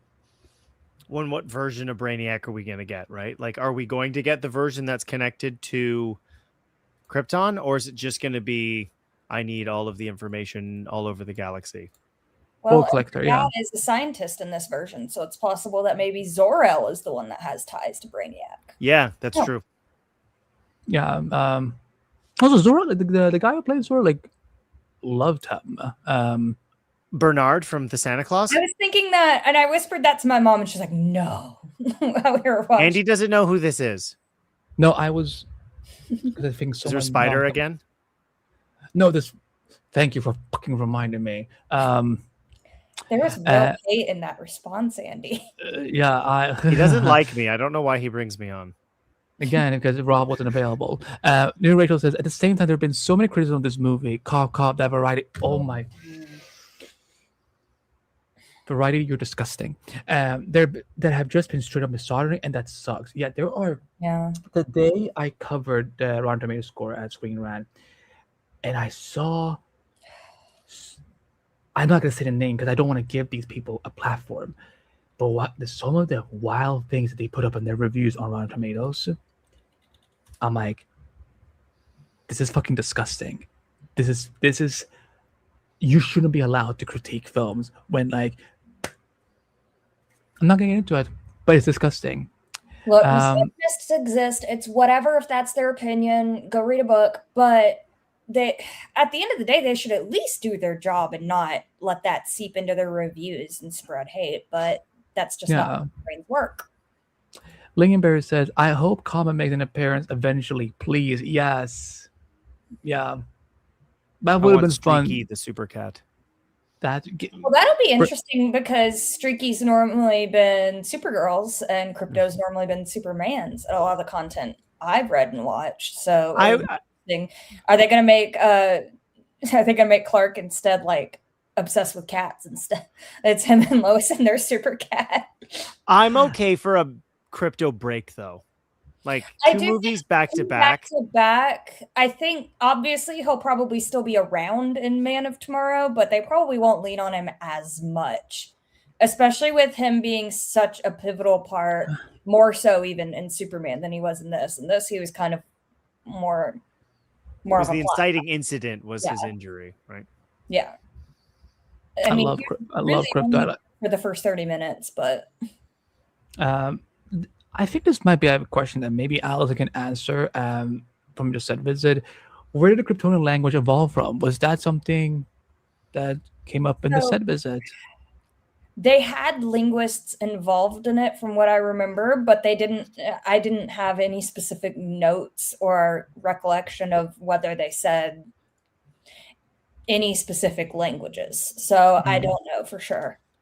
And I do know that they have worked on other alien languages like the one on here, but likewise, I don't know where all it came from. Like this is probably most similar since y'all can't see it super well. It would look the most like Japanese, except there are additional circles and glyphs. One of the final comments I'm going to bring up is from a constant racing mind 8384 8343. Wow, I really can't read. In spite of the problems with the film, I still found it entertaining. The kill at the end seems to me a reflection on our times and where society stands now in the world. As someone who doesn't know much about DC Comics in general, I enjoyed it. I really like Superman too. I mean, at the end of the day, isn't that kind of what these movies are supposed to do, especially as a reboot? Bring more people into the fandom if it's working. Exactly. But I think that's a good place to wrap because it's almost midnight, and Kyle will murder me if I keep talking. So, no, I know he will because he's like, Andy, I have, summer break. I have kids. I have things I got to do tomorrow. So messing with you, Kyle. I love you, and you're definitely not just insert Rob villain. Although if Rob, if you ever want to come on and talk with us, more than welcome to. Don't know where he is right now. Probably busy with something. Hopefully he watched Supergirl and enjoyed it. But I want to thank all of our guests who came on. Of course, Ben from Real Anarchy. What? Look at his name. Please screenshot this and send this to Rob. Please do. You want me to text him or are you going to send it to him? What if we all just text him being like, Honestly, screenshot it. We'll all just send it to him. No context. Yeah, he will be like, what are they doing? Rob, we love you. I hope you're doing well wherever you are right now. But yeah, thank you everyone who joined us. Ben from Real Anarchy, Keenan. Yara sadly couldn't join us, but we will have her on in a future episode. And of course, Ben from Ben's Takes. So it's lots of fun. And Allison, it was lovely. Yeah, I'm gonna bring you back on that, definitely. You don't sound too sure about that. No, I know. I will, because I think we're gonna have a lot of fun. Now it sounds like a threat. You have two modes. Fuck me, I can't do anything right. If you want to come back, cool. If you don't, sorry, I'm not gonna. But thank you for joining us. Thank you for sharing your thoughts on Supergirl, talking about the set visit, of course, and bringing your passion for DC stuff. So I will start with you. Where can people find you online, social media, anything you want to plug? No crazy plugs. I largely in the entertainment space operate off of ScreenRant. My Instagram is just _Hambrick. So I mean, I'm not hard to find. So yeah, go read my set report, I guess. There you go. Not Rob or Kyle. Where can we find you on social media and tell them about the amazing Film Reelists Podcast? Oh, you're talking about the podcast from a complete nobody. That's hopefully for somebody. Yeah. Yeah. Well, I'm not Yes, I am tired, but I'm not mad at how long the conversation went. I thought it was great. Yes, I am the host, all the things for the Film Reelists Podcast. That's I guess I already said the slogan, covering all the major things. Of course, I am a contributor as well on the Multiverse of Color. Recently did my initial thoughts on the first 4 episodes of House of the Dragon season 3.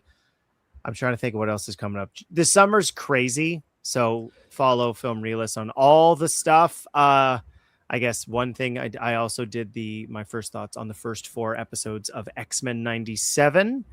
And then there's going to be some other stuff Andy and I are cooking up that I'm going to start actually very, very soon. Allison, I would absolutely love to have you on the Film Reelists. So that'd be awesome. Love to. That would be great. We could have a chat without Andy. Oh, wow. Okay. I don't even like chatting. I don't even like chatting with myself. So I feel that. But you can find me at Anime Bite on all social media.